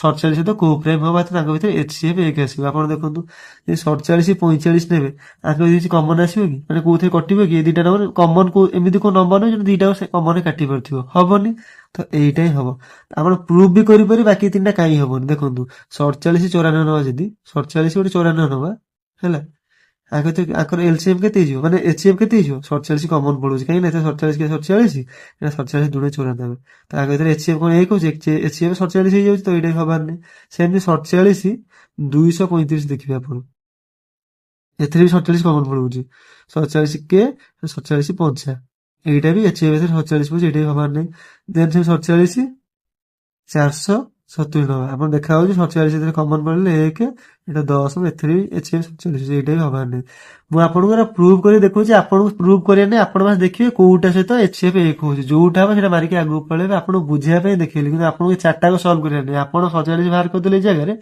ତ ଦେଖିବେ କୋଉ ନମ୍ବର ସହିତ ଆର କୋଉ ପ୍ରେମଟା ଏଚସିଏଫ୍ 1 ରହୁଛି ସେତିକି ପ୍ରୁଭ୍ କରିଦେବେ ମାରିକି ଆଗକୁ ପଳେଇବେ ସଇଲା ତ ନେକ୍ସଟ କ୍ୱେଶ୍ଚିନ୍ ଫାଷ୍ଟ ପଜ କରି ସଲ୍ଭ କରିବେ ତାପରେ ଆପ୍ରୋଚ ଦେଖିବେ କରିଦେଲେ ଦେଖନ୍ତୁ କଣ ଦେଇଥିଲା କନସିଡର ଏ ନମ୍ବର n ମାନେ n ହେଲା ଗୋଟେ ନମ୍ବର ତ ଏ ନମ୍ବରଟା କଣ ଦେଇଛି ଆମର 5 2 1 ତାପରେ A3B6 এটা ଗୋଟେ ନମ୍ବର ଦେଇଦେଲା ତାପରେ ପଚାରିଲା ଯେ find the number of ordered pair ମାନେ ଏ ବି ର ଭ୍ୟାଲୁ ଆମେ କଣ କଣ ପକେଇ ପାରିବା ଏଇ ଜାଗାରେ ଏ ବି ଜାଗାରେ କଣ କଣ ପକେଇ ପାରିବା ଯାହା ଦ୍ୱାରା ଏ ଟୋଟାଲ ନମ୍ବରଟା 9 ଦ୍ୱାରା କଟିବ ମାନେ ଡିଭିଜିବଲ ହେଇପାରିବ ଆମେ ଜାଣିଛେ 9 ର ଡିଭିଜିବିଲିଟି ରୁଲଟା କଣ ଯେ ସମ୍ ଅଫ ଅଲ୍ ଡିଜିଟ୍ ଯଦି 9 ର ମଲ୍ଟିପୁଲ ହେବେ ତାହେଲେ ସେ ନମ୍ବରଟା 9 ରେ କଟିବ ମାନେ ସବୁ ତ ନମ୍ବର ମିଶିବେ ଯଦି ଆମର ସେଟା 9 ରେ କଟିବେ ତାହେଲେ ସେ 9 ରେ ମାନେ 9 ର ମଲ୍ଟିପୁଲ ହେଇଯିବ ତାହେଲେ ଆମେ ଦେଖିବା ଫାର୍ଷ୍ଟ ଦେଖିବା ମାନେ ଏ ବି କୁ ଛାଡି ଦିଅନ୍ତୁ 6 3 9 5 2 5 2 8 ସେ 5 2 7 1 8 ହେଇଯାଉଛି ତା ମାନେ ଆମେ ଏ ଦେଖନ୍ତୁ ଏ କୁ ଆଉ ବି ଜାଗାରେ ଆମେ କଣ ପକେଇଲେ ଆମେ ଏ ଦିଟା ମାନେ ଦେଖନ୍ତୁ ଏଠି 8 ହେଇଯାଉଛି ଏଠି 9 ହେଇଯାଉଛି 9 8 17 ହେଇଯାଉଛି ଯଦି ଏଠି ଏ ଦିଟା ସମ୍ ଏ ବି ର ସମ୍ ହେଇଯିବ କେତେ ଏ ପ୍ଲସ ବି ଯଦି ହେଇଯିବ 1 ହେଇଯିବ ତାହେଲେ ଆମର ଟୋଟାଲ କେତେ ହେଇଯିବ 18 ହେଇଯିବ ଟୋଟାଲ ସମ୍ ତକ 18 ହେଇଯିବ ତାହେଲେ 9 ରେ କଟି ପାରିବ ନହେଲେ ଆଉ ଗୋଟେ କଣ ହେଇପାରିବ ଯଦି ଏ ବି ଜାଗାରେ ଏଟା କେତେ ହଉଛି ଏଟା 9 8 17 ହଉଛି ତାପରେ 27 ହବା ପାଇଁ କେତେ ଦରକାର ଆଉ 10 ଦରକାର 17 ହଉଛି ପ୍ଲସ 10 ମାନେ a plus b is equal two 10 ବି ହେଇଯାଉଛି ତାହେଲେ ବି ଆମର ନମ୍ବରଟା ମାନେ ସାଟିସ୍ଫାଇ କରିଯିବ 9 ରେ କଟିବ ତାପରେ ଆମେ ନେକ୍ସଟ କଣ ଆସୁଛି 27 ପରେ ଆମେ ଯଦି ଆଉ କଣ ଆଡ କରିବା ଦେଖନ୍ତୁ 17 ଅଛି 27 ତାପରେ 37 ହବା ପାଇଁ ଆମେ କେତେ ଦରକାର ହଉଛି 19 ଦରକାର ହଉଛି ମାନେ a ପ୍ଲସ b 19 ହେଲେ ବି ଆମର ହେଇପାରିବ କିନ୍ତୁ ଆପଣ ଭାବନ୍ତୁ ଏଇଟା ଗୋଟେ ସିଙ୍ଗଲ ଡିଜିଟ୍ ବିଟା ଗୋଟେ ସିଙ୍ଗଲ ଡିଜିଟ୍ ମ୍ୟାକ୍ସିମମ୍ କୋଉ ଯାଏଁ ଯାଇପାରିବ 9 ପର୍ଯ୍ୟନ୍ତ ଯାଇପାରିବ ବି ମ୍ୟାକ୍ସିମମ୍ 9 ପର୍ଯ୍ୟନ୍ତ ଯାଇପାରିବ ତ 9 ପ୍ଲସ 9 କୁ ଆଡ କଲେ ଆମର କେତେ ହେଇଯିବ 18 ହେଇଯାଉନି ତ ଏଠି ଆମେ 19 କରି ଆମେ a ପ୍ଲସ b ମିଶେଇକି ପ୍ରାକ୍ଟିକାଲି 19 ଯାଏଁ ପହଞ୍ଚି ପାରିବା କି ତ ପହଞ୍ଚି ପାରିବାନି ତ ଆମକୁ ଏଇଟା ନବାର ନାହିଁ ଆମକୁ ଏଇ ପର୍ଯ୍ୟନ୍ତ ଯିବାର ଅଛି କୋଉଟା a ପ୍ଲସ b ଆଇଦର 1 ହେଇପାରିବ ନହେଲେ a ପ୍ଲସ b ଆଇଦର 10 ହେଇପାରିବ ତ ଯଦି a ପ୍ଲସ b 1 ହେଇପାରିବ ତାହେଲେ ଆମେ କେତେଟା ସିନାରିଓ ଆସୁଛି ଯଦି a ପ୍ଲସ b କୁ ମୁଁ 1 ଧରୁଛି ତାହେଲେ କଣ ହେଇଯିବ a 0 ହେଇଯିବ b 1 ହେଇପାରିଲେ ଦି ଜଣ ସମ 1 ହେଇପାରିବ ନହେଲେ b 0 ହେଇଯିବ a 1 ହେଇଗଲେ ଦି ଜଣ ସମ ହେଇଯିବ 1 ହେଇପାରିବ ଏଠି ଆମେ ଦିଟା ସିନାରିଓ ପାଇଗଲେ ତାପରେ ସେକେଣ୍ଡ କଣ୍ଡିସନ ଦେଖିବା ଯେ a ପ୍ଲସ b ଯଦି 10 ହେଇଯାଉଛି ତାହେଲେ କେତେଟା ସିନାରିଓ ଫଙ୍କସନ ହେଇପାରିବ a 1 ହେଲେ b 9 ହେଇପାରିବ a 2 ହେଲେ b 8 ହେଇପାରିବ a 3 ହେଲେ b 7 ହେଇପାରିବ a 4 ହେଲେ b 6 ହେଇପାରିବ କି a 5 ହେଲେ b 5 ହେଇପାରିବ ଏପଟେ ଅଲ୍ଟରନେଟିଭ ଆମେ ଓଲଟେଇକି ଲେଖିପାରିବା ନା ତାପରେ ଏମିତି ହେଲେ କଣ ହେଇଯିବ ନା a ହେଇଯିବ ଯଦି ଏଟା 6 ହେଇଯିବ ଯଦି b 4 ହେଇଯିବ ଏଟା 7 ହେଇଗଲେ b 3 ହେଇଯିବ ଏଟା 8 ହେଇଗଲେ b 2 ହେଇଯିବ ତାପରେ ଏଟା 9 ହେଇଗଲେ b 1 ହେଇଯିବ ଏତିକି ତ ସିନାରିଓ ହେଇପାରିବ ଆମେ ଆଡ ଧରି ସାଟିସ୍ଫାଇ କରିପାରିବା ତ ଆଡ ଏତିକି ପସିବିଲିଟି ହେଇପାରିବ ତ ସେତିକି ଏତିକି ପେୟାର ବନେଇ ପାରିବା ନମ୍ବର ଅଫ ପେୟାର ବନେଇ ପାରିବା ତ ସେ ପଚାରିଲେ କେତେଟା ପେୟାର ବନିପାରିବ ଦେଖନ୍ତୁ ଏଠି ହେଲା ଦିଟା ପେୟାର ହେଲା 1 2 ଏଠି ଗୋଟେ 3 ତ ନେକ୍ସଟ କ୍ୱେଶ୍ଚିନ୍ ଫାଷ୍ଟ ପଜ କରି ସଲ୍ଭ କରନ୍ତୁ ତାପରେ ଆପ୍ରୋଚ ଦେଖିବେ କରିଦେଲେ ଦେଲା କଣ a person drives a car from Delhi to Agra ଗଲା at a constant speed of 60 ମୁଁ ଏଠି ଗୋଟେ ଲାଇନ ଡ୍ର କରିଦଉଛି ମାନେ ଡିଷ୍ଟାନ୍ସ ଟାକୁ ଏମିତି ଡ୍ର କରିଦେଲି ଆପଣ ବୁଝିବା ପାଇଁ ଇଜି ହବ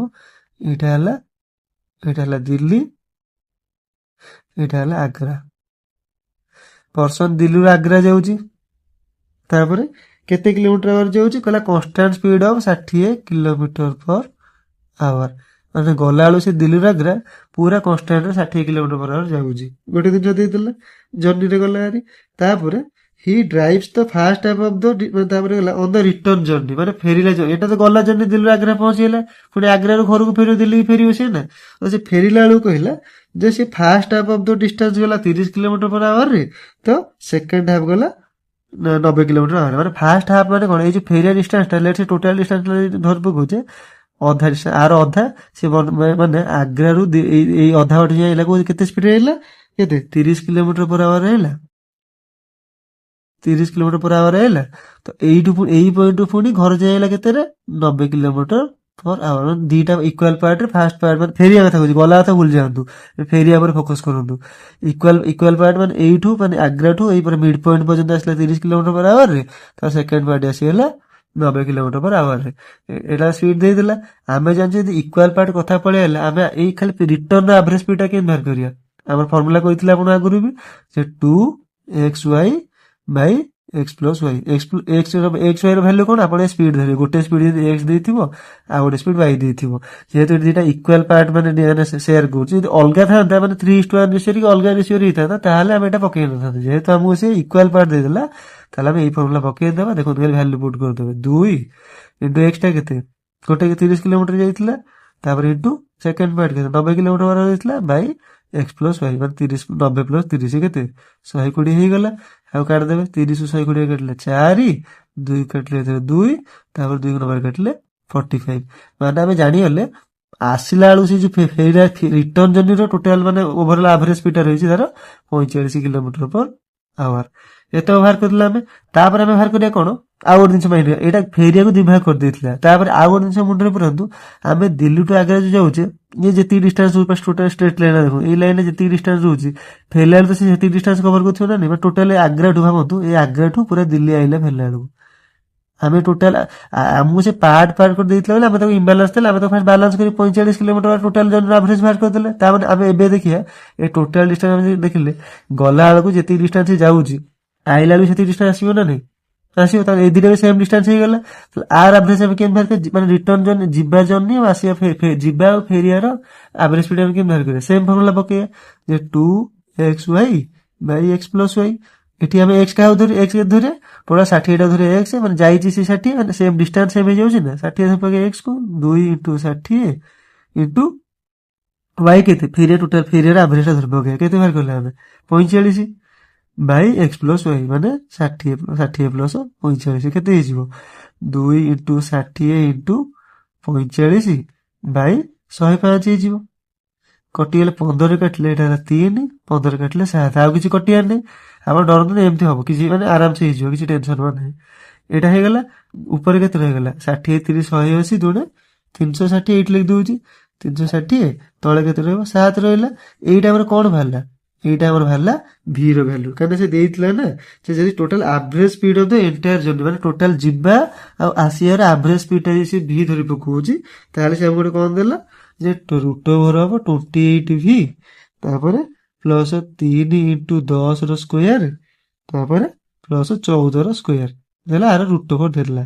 ଆମେ ଏଇଠି ଭ୍ୟାଲୁ ପୁଟ୍ କରିଦବା ଭି ର, ଯେ 28 into 360 Bai 7 plus 3 into 10 square କେତେ 100, ପ୍ଲସ ଏଇଟା 14 ସ୍କୋୟାର ଅଛି, 14 ର ସ୍କୋୟାର, ଆର ରୁଟ୍ ଓଭର ନବା। ସଲ୍ୟୁସନ କରିଦେଲେ ଏଇଟା 7 ଏଥିରେ କଟିଯିବ, 4 ହେଇଯିବ, 360 ଯିବ କେତେ 1440 plus 130 300 plus 14 square 196, root over ନେଇଯିବେ। ସମ୍ ତିନିଟା କେତେ ହଉଛି 1976, ତା ରୁଟ୍ ଓଭର ହେଲା ବେଳକୁ 44 ବାହାରିଯିବ। ହଁ 44 ବାହାରିଯିବ। ମାରିକି ପଳେଇବେ। ଗୋଟେ ଭଲ ଲେବୁଲର କୋଶ୍ଚିନ୍ ଥିଲା, ଡବଲ ସେ ମାନେ ଡବଲ ସକ୍ସେସିଭ ପକେଇଲା, ମାନେ ଫାଷ୍ଟ ଗଲା ବେଳକୁ ଗୋଟେ ଷ୍ଟେବୁଲ ଥିଲା, ଆଇଲା ବେଳକୁ ଦି ପାର୍ଟ ଗଲା। ଆପଣ ଆର ଆଭରେଜ ବାହାର କରିଦେଲେ, ତାପରେ ଯଦି ବାହାର କରିଦେଲେ, ଗଲା ଆଇଲା ସେମ୍ ଡିଷ୍ଟାନ୍ସ, ଯିବ ଯେତିକି ଆସିବ ସେତିକି ବାଟ, ତ ଆର ବି ପୁଣି ଡବଲ ସକ୍ସେସିଭ ପକେଇ ପୁଣି ଆପଣ ମାନେ ଏଇ ଫର୍ମୁଲା 2xy। ତ ନେକ୍ସଟ କୋଶ୍ଚିନ୍, ଫାଷ୍ଟ ପଜ କରି ସଲ୍ଭ କରନ୍ତୁ, ତାପରେ ଆପ୍ରୋଚ ଦେଖିବେ। କରିଦେଲେ, ଦେଖନ୍ତୁ ସେ ଆମକୁ ଦେଇଥିଲା ମାନେ 2 ସର୍କଲ, ତାପରେ ରାଡି ମାନେ କଣ, ରାଡିୟସ୍ ହେଲା, ରାଡି ହେଲା ଗୋଟେ 5 ସେଣ୍ଟିମିଟର, ଗୋଟେ ସର୍କଲ ଆଉ ଗୋଟେ 7 ସେଣ୍ଟିମିଟର ଦେଇଥିଲା respectively. If the distance between their centre ଦେଲା 13 centimetre, find the length in metre, ଏଇ ଗୋଟେ ଏମ୍ଫାସିସ୍ ଦେଇ କହୁଛି length in metres of transverse common tangent. ଆପଣ କିଛି ବୁଝିପାରୁନଥିବେ, ଆପଣ ଫିଗରଟା ଦେଖଉଛି, ଦେଖନ୍ତୁ ଫିଗରଟା ରଖିଦେଇଛି ଆପଣଙ୍କ ପାଇଁ। ଦେଖନ୍ତୁ ଇଏ ଥିଲା ଗୋଟେ ସର୍କଲ 1, ଏଟା ସର୍କଲ 2 ହେଲା। ସର୍କଲ 1 ଦେଲା ରାଡିୟସ୍, ସର୍କଲ 1 ର ରାଡିୟସ୍ କୁ ମୁଁ ଆଜି r1 ଡିନୋଟ କରିଦେଲି, ସର୍କଲ 2 ର ରାଡିୟସ୍ କୁ r2 ଡିନୋଟ କଲି। ରାଡିୟସ୍ ଟା କଣ, ଗୋଟେ ସର୍କଲ ସେଣ୍ଟର ଆମେ ଯେକୌଣସି ସର୍କଲ ଉପରେ ଗୋଟେ ଲାଇନ ଷ୍ଟ୍ରେଟ୍ ଲାଇନ ଡ୍ର କଲେ ସେଟା ସର୍କଲ ରାଡିୟସ୍ ହେଇଯିବ। ତ ଏଇଟା 5 ସେଣ୍ଟିମିଟର ଦେଇଥିଲା ସର୍କଲ 1 ର, ସର୍କଲ 2 ର ଦେଲା ରାଡିୟସଟା 7 ସେଣ୍ଟିମିଟର ଦେଇଦେଲା। ତାପରେ କ'ଣ ଦେଲା ନା ଡିଷ୍ଟାନ୍ସ ବିଟୁଇନ୍ ଦୁଇଟା ସର୍କଲ ସେଣ୍ଟର ଭିତରେ, ମାନେ ଏଇ ଡିଷ୍ଟାନ୍ସଟା ଆ ପର୍ଯ୍ୟନ୍ତ କେତେ 13 ସେଣ୍ଟିମିଟର ଦେଇଦେଇଛି, ମାନେ ଦୁଇଟା ସର୍କଲ ଭିତରେ ଡିଷ୍ଟାନ୍ସ ଦେଲା 13 ସେଣ୍ଟିମିଟର, ମାନେ ଏଇଠି ଦେଖନ୍ତୁ ଏଇଠି କରିଦେବା। ତାପରେ ଦେଇଦେଲା, ପଚାରିଲା ଯେ ସର୍କଲ ଦୁଇଟାର ଟ୍ରାନ୍ସଭର୍ସ କମନ ଟ୍ୟାଞ୍ଜେଣ୍ଟ କେମିତି ବାହାର କରିବା। ଆପଣ ଦେଖନ୍ତୁ ଦୁଇଟା ସର୍କଲ ରହିଲା ନା, ଆମେ ଦୁଇଟା ରାଡିୟସକୁ ମିଶଉଛେ, କେତେ ହଉଛି ରାଡିୟସର ସମଟା 7 5 12 ହଉଛି। ଯଦି ତାର ଡିଷ୍ଟାନ୍ସ ବିଟୁଇନ୍ ସେଣ୍ଟର ହେଇଥାନ୍ତା 12 ଦେଇଥାନ୍ତା, ତା ଅର୍ଥ କ'ଣ ହେଇଥାନ୍ତା ଯେ ସର୍କଲ ଦୁଇଟା ଏକ୍ସଟର୍ନାଲି ଟଚ୍ କରିଥାନ୍ତେ ଗୋଟାଏ ପଏଣ୍ଟରେ, କାରଣ ଦୁଇ ଜଣ ରାଡିୟସ ମିଶିଲା ଯାହା ଡିଷ୍ଟାନ୍ସ ସେଣ୍ଟର ଭିତରେ ସେୟାର ହେଇଥାନ୍ତେ, ଦୁଇ ଜଣ ଏକ୍ସଟର୍ନାଲ ଟଚ୍ କରିଥାନ୍ତେ। କିନ୍ତୁ ଏଠି ଯୋଉ ତାଙ୍କ ସେଣ୍ଟରର ଡିଫରେନ୍ସଟା ଦୁଇଟା ରାଡିୟସର ସମଠୁ ଅଧିକ ରହୁଛି ନା ନାହିଁ, କାରଣ ଏ ଦୁଇ ଜଣ ମିଶେଇଲେ 12 ହଉଛି, ତାମାନେ ତାର ଡିଷ୍ଟାନ୍ସର ସେଣ୍ଟର ହଉଛି 13, ତାମାନେ 1 ସେଣ୍ଟିମିଟର ଏକ୍ସଟ୍ରା ରହୁଛି। ତ ସେଇ କଣ୍ଡିସନରେ କ'ଣ ସର୍କଲ ଦୁଇଟା ଛାଡ଼ି ରହିବ, ଏଇଟା ଆମର ଲଜିକାଲ ଭାବିବାର ଥିଲା। ତାପରେ ଟ୍ରାନ୍ସଭର୍ସ କମନ ଟ୍ୟାଞ୍ଜେଣ୍ଟ ହେଲା। ଟ୍ରାନ୍ସଭର୍ସ କମନ ଟ୍ୟାଞ୍ଜେଣ୍ଟ କ'ଣ, ଆମେ ଜାଣିଛେ ଗୋଟେ ଟ୍ୟାଞ୍ଜେଣ୍ଟ କ'ଣ, ଗୋଟେ ଏକ୍ସଟର୍ନାଲ ପଏଣ୍ଟରୁ ଆମେ ସର୍କଲକୁ ସର୍କଲ ଉପରେ ଗୋଟାଏ ପଏଣ୍ଟରେ ସେ ମିଟ୍ କରୁଥିବ। ତ ସେଇଟା ହେଲା ସର୍କଲର ଟ୍ୟାଞ୍ଜେଣ୍ଟ ରୁଲ୍। ଯୋଡ଼େ ସର୍କଲ ହେଲେ କମନ ଟ୍ୟାଞ୍ଜେଣ୍ଟ ଆସିଯିବ, ସେଇଟା ଆମର ଡାଇରେକ୍ଟ କମନ ଟ୍ୟାଞ୍ଜେଣ୍ଟ ହେଇପାରିବ, ଟ୍ରାନ୍ସଭର୍ସ କମନ ଟ୍ୟାଞ୍ଜେଣ୍ଟ ହେଇପାରିବ। ଯଦି ଆମେ ଏଇ ମାନେ ସର୍କଲ ଦେଖନ୍ତୁ ସିଧାରେ ଆମର ଲାଇନ୍ କନେକ୍ଟ କରିବା, ଏଥିରେ ଗୋଟେ ପଏଣ୍ଟ ଏଥିରେ ଗୋଟେ ଟଚ୍ କରୁଥିବ, ସେଇଟା ହେଇଯିବ ଡାଇରେକ୍ଟ କମନ ଟ୍ୟାଞ୍ଜେଣ୍ଟ, ଆଗରୁ ବି ପଢେଇଛି। ତ ଟ୍ରାନ୍ସଭର୍ସ କମନ ଟ୍ୟାଞ୍ଜେଣ୍ଟ ମାନେ ଉଲ୍ଟା ହେଇଯିବ, ମାନେ ଏଠୁ ଏମିତି ଏପଟିଆ ହବ, ଏଇଟା ଏମିତି ଇନଭର୍ସ ଟାଇପର ହବ। ଗୋଟେ ଦୁଇଟା ସର୍କଲର ମ୍ୟାକ୍ସିମମ୍ ଦୁଇଟା ହିଁ ଟ୍ରାନ୍ସଭର୍ସ କମନ ଟ୍ୟାଞ୍ଜେଣ୍ଟ ବାହାରି ପାରିବ, ବା ଦୁଇଟା डायरेक्ट कमन टेंजेंट बाहर परियो, तीनटा बाहर परियो ट्रांसवर्स कमन टेंजेंट, कहीं ना जदि सर्कल रे टच कर जिवे तो एठु आमे गोटे नै परिया स्ट्रेट। तो सेटा भूल जांत आपनको एइटा पचारछि ट्रांसवर्स कमन टेंजेंट रो लेंथ पचारछि, तो एइटा हला एबी टा गोटे ट्रांसवर्स कमन टेंजेंट, सीडी टा हला गोटे सर्कल रो ट्रांसवर्स कमन टेंजेंट। आ एइटा मन रखिथांतु, तो एबी रो लेंथ जेतिक हबो सीडी रो लेंथ सेतिक हबो। ट्रांसवर्स कमन टेंजेंट जो दुईटा सर्कल बाहरिबोनी सेटा सबले इक्वल लेंथ रो हबो। मैं हमर कांसेप्चुअल जिंस बुझेई देली, आहुर भी क्लैरिटी जिंस मु सर्कल रो आंसर रे आपन पढेइछि, आपन जाई कि एडवांस मैथ रे देखि परिबे। तो देखंतु जे पचारला कोन आरो डायरेक्ट फार्मूला अछि ट्रांसवर्स कमन टेंजेंट रो। आमे देखिए सर्कल रो सेंटर भितर डिस्टेंस टा हला, आमे ताकू डी रे डिनोट करछे, जोटा देइतला 13 सेंटीमीटर। तापरे सर्कल 1 रेडियस को धरली, r1 धरि पकेइली 5 सेंटीमीटर, तापर सर्कल 2 रेडियस r2 धरि पकेइली, तो देइतला सी 7 सेंटीमीटर। फार्मूला कोन ट्रांसवर्स कमन टेंजेंट रो फार्मूला कोन इज इक्वल टू कोन देखो d स्क्वायर हैला, d square minus r1 plus r2 रो स्क्वायर तार रूट ओवर। बस এই ফর্মুলাটা আমি পড়েইছি, এটা হলো মেন ফর্মুলা ট্রান্সভার্স কমন ট্যানজেন্ট র। ଆପଣ ଏଟାକୁ ମନେ ରଖିଦେବେ, ପୁରା ପରୀକ୍ଷାରେ ପଡିଲେ ଡାଇରେକ୍ଟ ପକେଇକି ଭ୍ୟାଲୁ ପକେଇ ଦେଇଦେବେ। ଖାଲି ଜାଣିବେ ଯେ ଡି ଟା କଣ, ଯେ ସର୍କଲର ସେଣ୍ଟର ଭିତରେ ଡିଫରେନ୍ସଟା ହେଲା ଡି, r1 ଟା ହେଲା ସର୍କଲ ର ରାଡିୟସ, r2 ଟା ହେଲା ସର୍କଲ 2 ର ରାଡିୟସ। ବାସ୍ ଭ୍ୟାଲୁ ପୁଟ୍ କରିଦବା।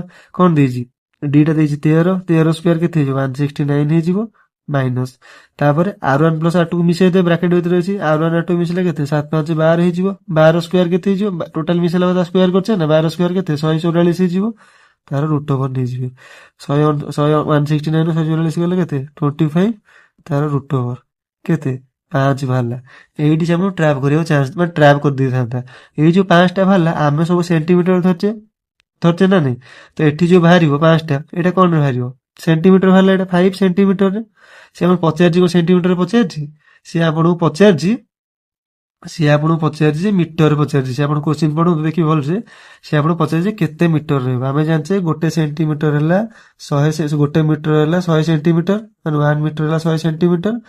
तो सी पतला 5 सेंटीमीटर टा केते मीटर, आमे कोन करिया 22 100 रे हर देला, माने मीटर रे कन्वर्ट हे गेला, ता माने 0.05 हबो। आपन 5 मदी पळेबे, नले एते बाटा सॉल्व करिकि भी ए जे आंसर बाहर कर देइकि भी आपनको आंसर एटी भूल कर दे पळेबे, सिली मिस्टेक कर देबे। आपण देखिबे जे मीटर ना सेंटीमीटर देइछि, से हम मीटर रे पचारथिला, एटी हम वैल्यू सेंटीमीटर देइथिला, आमे लास्ट 100 रे हरिकि 0.05 हेला एक्जेक्टली आंसर। 0 एटी फसे पे 5 देइछि, बहुत पिला एटी भूल कर देथिबे, आंसर बाहर करी 5 मार दे पळेथिबे। तो ये थिला बेस्ट 20 क्वेश्चन पार्ट 7 रो। तो आपण केमती कोन लागला ठी कमेंट करिवे, आ एफर्ट बहुत सारा लागुचे एथरे। तो चैनल भी सब्सक्राइब कर दियो जेमती मोटिवेट लागिवो। तो एटा थिला वीडियो आज रो, एमती माने जोड़ी रोन चैनल दिन आमे एमती दमदार कंटेंट आनि चलथिबो, एग्जाम शेष पर्यंत एमती वीडियो आसीबो। ତ ମୁଁ କହିଛି ମାନେ ଗୋଟେ ଅଧେ ଦିନ ଛାଡ଼ିଦେଲି କିନ୍ତୁ ମୁଁ ଟାର୍ଗେଟ୍ ରଖୁଛି ଏମିତି ସବୁଦିନ ଆସିବ, କୋଉ ଦିନ ବି ଭିଡ଼ିଓ ସ୍କିପ୍ ହବନି ଏ ବେଷ୍ଟ 20 ସିରିଜ୍। ଆଉ ଆପଣ ଚ୍ୟାନେଲ୍ ସବସ୍କ୍ରାଇବ୍ ରୁହନ୍ତୁ ଆଉ ନୋଟିଫିକେସନ୍ ଅନ୍ କରିଦିଅନ୍ତୁ। ଟେଲିଗ୍ରାମରେ ଜଏନ୍ ହେଇଯାନ୍ତୁ, ଯେମିତିକି ଆପଣଙ୍କୁ କିଛି ମାନେ ଯଦି ମୁଁ କିଛି ଅପଡ଼େଟ୍ ଦେଉଛି ଆପଣଙ୍କୁ ଡେରି ହବନି ପହଞ୍ଚିବାରେ, ଆପଣ ସାଙ୍ଗେ ସାଙ୍ଗେ ପାଇଯିବେ। ତ ଏଇଟା ଥିଲା ଆଜିର ଭିଡ଼ିଓ। ରହିଲି, ଦେଖାହବା ନେକ୍ସଟ ଭିଡ଼ିଓରେ।